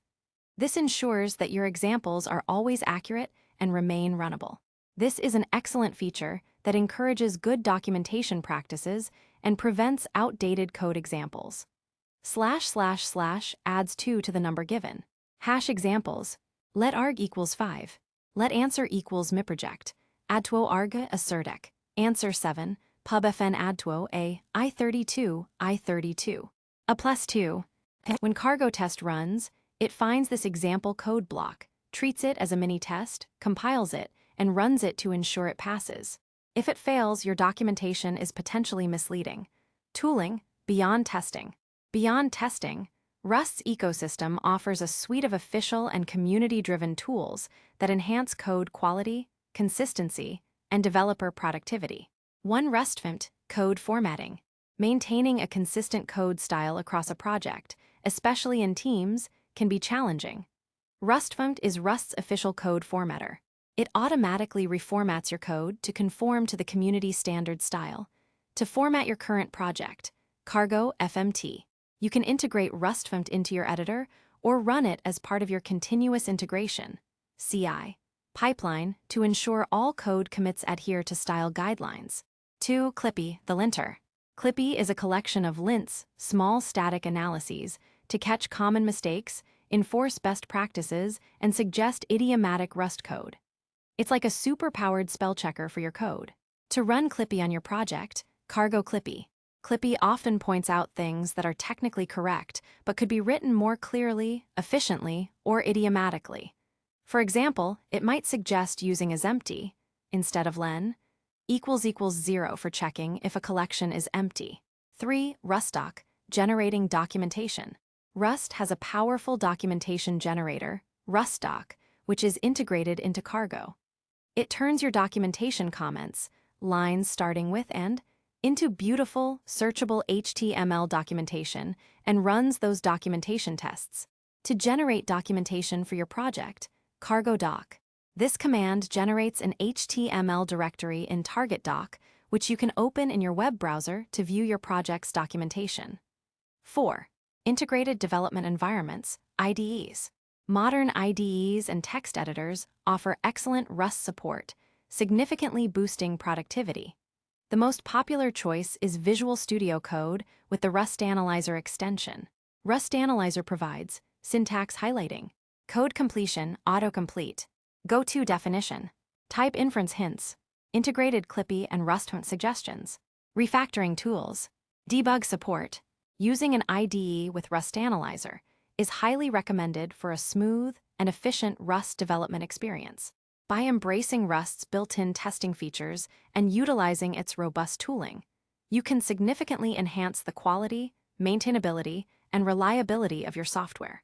These tools play a crucial role in making Rust developers productive and confident that their code is solid. Next, we'll shift our focus from the mechanics of writing Rust code to the exciting practical applications. What kind of incredible things can you actually build with Rust? 13. Practical applications. What can you build? You've now spent considerable time delving into Rust's core concepts. Its syntax, ownership, borrowing, error handling, concurrency, and tooling. You understand how Rust works and why it's designed the way it is. But the most exciting question for any budding programmer is, what can I actually build with this language? The answer for Rust is a resounding, a lot of things. Rust's unique combination of performance, memory safety, and expressive power makes it suitable for an incredibly diverse range of applications. Think of Rust as a versatile multi-tool or a Swiss Army knife. It excels at specific tasks, but its fundamental strengths make it adaptable to almost any kind of project where reliability and speed are paramount. Here are some of the most prominent practical applications where Rust is making significant inroads. 1. Web development. Rust isn't just for low-level systems programming. It's increasingly popular for building high-performance web services and applications. Fast and reliable web backends. Rust's efficiency makes it an excellent choice for web servers and APIs that need to handle many concurrent requests. Its memory safety guarantees reduce the likelihood of common server-side vulnerabilities. Popular frameworks include ActixWeb, a powerful, extremely fast web framework. Axum, a web framework built on Tokio, Rust's asynchronous runtime that emphasizes modularity and ergonomics. Rocket, known for its developer-friendly syntax and strong type safety. WebAssembly, WASM, bringing performance to the browser. Rust compiles directly to WebAssembly, a binary instruction format for a stack-based virtual machine. WASM allows you to run near-native performance code directly in web browsers. This is fantastic for high-performance client-side logic, e.g., games, video editing, simulations. Sharing code between front-end WASM and back-end Rust. Case study. Companies like Figma use WebAssembly, generated from Rust, for parts of their collaborative design tools to deliver a fast and responsive user experience directly in the browser. 2. Command line interface, CLI tools. Rust's efficiency, robust error handling, and ease of deployment make it ideal for crafting fast, reliable, and user-friendly command line tools. Many popular CLI tools are now being rewritten in Rust or are being created in Rust from scratch. Performance. Rust CLIs start up quickly and execute complex operations with minimal overhead. Reliability. The strict type system and ownership model prevent common bugs that can plague CLIs. Cross-platform compatibility. Rust compiles to native binaries for various operating systems, making distribution straightforward. Libraries. Crates like clap make parsing command line arguments a breeze, anyhow and Thesaurus simplify custom error reporting, and Indicative provides progress bars. Case study. The LSD command, a modern LS alternative with icons and colors, and ripgrep, a fast line-oriented search tool, are prime examples of powerful CLIs written in Rust. 3. Embedded systems. When you need direct control over hardware, minimal resource usage, and predictable real-time performance, Rust is an increasingly popular choice. No runtime overhead. Rust requires no garbage collector or complex runtime, making it perfect for resource-constrained environments like microcontrollers, e.g., ARM Cortex-M. Memory safety. Critical for embedded systems where a buffer overflow could have severe real-world consequences. Safety without unsafe. Many common embedded programming patterns can be expressed in safe Rust, reducing the need for unsafe blocks. Case study: the Rust Embedded Working Group is actively porting Rust to various microcontrollers, empowering developers to write safe, high-performance embedded software. 4. System programming and operating systems. This is Rust's original home ground, where it offers a compelling alternative to C and C++. Operating system components. Rust is used for developing parts of new operating systems, e.g., Redux OS, and integrating components into existing ones, e.g., Linux kernel modules are being written in Rust. Network services. High-performance proxies, load balancers, and DNS servers. File systems, tools and components that interact directly with the file system.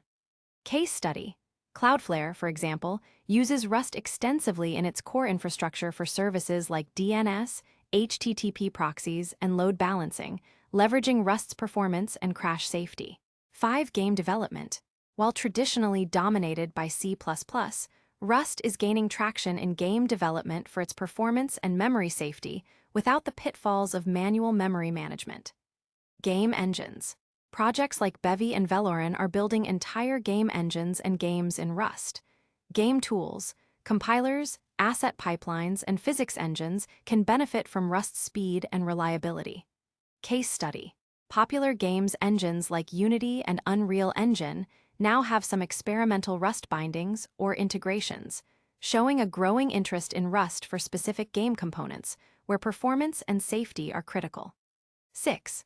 Data science, machine learning, and scientific computing. The Rust ecosystem for data science is still maturing, but is rapidly growing, especially for performance-critical components. Data processing. Libraries like Polars provide incredibly fast data frame operations, competing with Python's pandas. Machine learning backends. Libraries for linear algebra and numerical computation lay the groundwork for building efficient ML algorithms. Rust can also be used for bindings to existing C++ machine learning libraries. Case study: companies are exploring Rust for high-performance data pipelines and the inference, prediction, phase of machine learning models where latency is critical. 7. Cross-platform desktop applications. Traditionally built with frameworks like Electron, JavaScript, or Qt, C++, Rust offers compelling alternatives for building native-like desktop apps. Tori, a promising framework that uses Rust for the backend and a web frontend, HTML, CSS, JavaScript, creating highly performant and lightweight desktop applications, often significantly smaller than Electron apps. Druid, Iced, and Egui, pure Rust UI frameworks that enable building natively rendered graphical user interfaces without relying on web technologies. 8. Blockchain and Web3. Rust's deterministic execution, strong type system, and excellent performance characteristics make it a popular choice for blockchain development, smart contracts, and decentralized applications. Many of the major blockchain platforms provide SDKs and development tools in Rust. 9. Foreign Function Interface, FFI. Rust has excellent support for interacting with code written in other languages, especially C. This means you can call existing C libraries from Rust. Expose Rust functions to be called from other languages, like Python, Ruby, or JavaScript. This allows you to write performance-critical parts of a larger application in Rust without rewriting the entire application. Case study: many Python packages contain performance-critical parts written in C using Rust for these extensions, offers benefits like memory safety and better developer experience. As you can see, Rust is not just a niche language for systems programmers. Its unique strengths are pushing it into almost every domain where performance, reliability, and safety matter. The best way to solidify your Rust skills is to pick a project idea from one of these areas that excites you and start building. In our final chapter, we'll discuss how to continue your Rust journey, including advanced topics and how to further engage with the vibrant Rust community. 14. Beyond the basics, next steps. Congratulations! You've journeyed through the fundamentals of Rust, from setting up your environment and understanding its core syntax to grappling with ownership, borrowing, concurrency, and its robust tooling. You've also seen the incredible breadth of applications where Rust excels. This book has given you a solid foundation, but Rust is a deep language with a vibrant ecosystem, and there's always more to learn and explore. This final chapter serves as a roadmap for your continued learning, highlighting advanced topics, suggesting resources, and encouraging you to become an active member of the Rust community. Delving deeper. Advanced topics.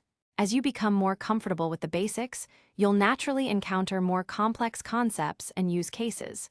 Here are some key areas to explore. Asynchronous programming, async await. While we touched upon concurrency with threads, many modern applications, especially networked services, benefit from asynchronous I/O. Rust's async await syntax, built on top of futures, allows you to write non-blocking code that can manage many concurrent tasks efficiently without creating zillions of threads. Key crate, Tokyo is the most popular asynchronous runtime for Rust, providing a rich set of tools for building highly concurrent and performant applications. When to use. Web servers, network clients, database access, or any I/O-bound application where you need to handle many operations without blocking the main execution flow. Unsafe Rust.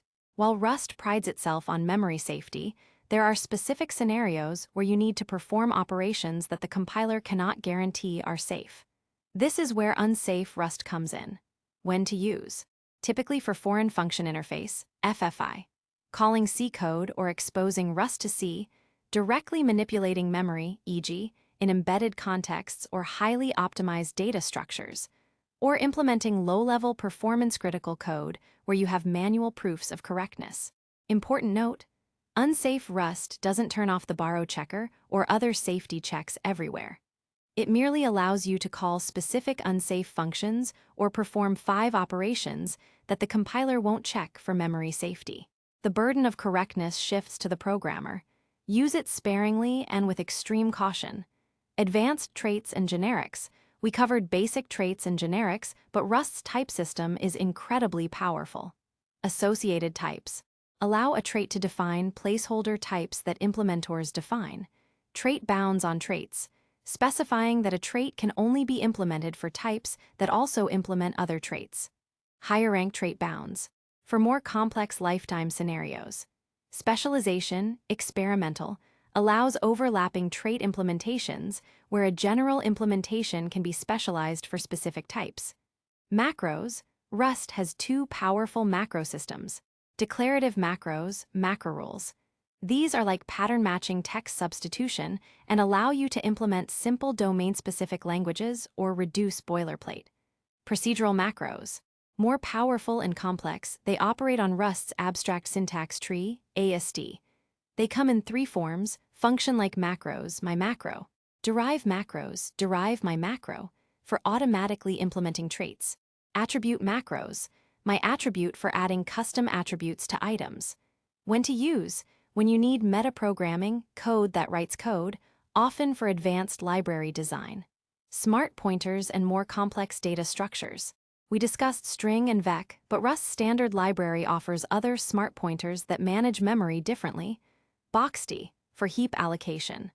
RCT, reference counting, for single-threaded shared ownership. ArcT, atomic reference counting, for multi-threaded shared ownership. RefCelt and MuteXT, for interior mutability, allowing you to mutate data even when you only have an immutable reference within specific contexts. Recommended learning resources. Keep learning, keep building, keep asking questions. Here are some invaluable resources for your continued Rust journey. The Rust Programming Language, the book. You've likely referred to this already, but it remains the definitive guide. Rereading sections after gaining more experience can reveal new insights. Available online for free at doc.rust-lang.org/book. Rust by Example, a collection of runnable examples that illustrate common Rust concepts and standard library features. Great for quick lookups and hands-on learning. Available at doc.rust-lang.org/rust-by-example/. Rustlings, a set of small exercises designed to get you comfortable reading and writing Rust code. It's perfect for hands-on practice using your editor and the command line. Find it on GitHub. Exercism provides programming exercises to help you learn and master Rust with community mentors who review your code. Crates.io, the official Rust package registry. Explore popular crates for various tasks, e.g., CERD for serialization/deserialization, request for HTTP requests, chrono for date time. Reading the documentation and source code of popular crates is an excellent way to learn idiomatic Rust. Rust Game Dev Working Group. If you're interested in game development, check out their extensive resources and active community. Awesome Rust, a curated list of Rust code and resources. Great for finding libraries and inspiration. Engaging with the Rust community. The Rust community is known for being welcoming, helpful, and inclusive. Don't hesitate to reach out when you're stuck or want to share something you've built. The Rust Programming Language Forum, a central place for discussions, questions, and announcements. Rust Discord server. Active channels for answering questions, chatting about projects, and connecting with other Rustaceans. Stack Overflow. Tag your Rust questions with Rust. Local meetups and conferences. Check if there's a Rust meetup group in your area, or consider attending a Rust conference, like RustConf, RustFest, or local events, to connect with developers in person. Open source contributions. Start small. Find an open source Rust project that interests you and contribute. Even fixing typos in documentation or improving error messages can be a great way to learn and get involved. Your Rust journey starts now. The most effective way to solidify your Rust knowledge is to build something. Don't be afraid to start small. Refactor a script you wrote in another language, implement a simple CLI tool, contribute to an open source project, or even try to solve a coding challenge from a platform like Advent of Code. Embrace the compiler's strictness, view it as your mentor, guiding you toward correct and safe code. Each compiler error is a learning opportunity. Rust is more than just a programming language. It's a movement towards safer, more efficient, and more reliable software. By investing your time in learning Rust, you're not just picking up a new skill. You're joining a passionate community and equipping yourself with the tools to tackle some of the most challenging problems in software development. May your compiles be fast and your code be fearless.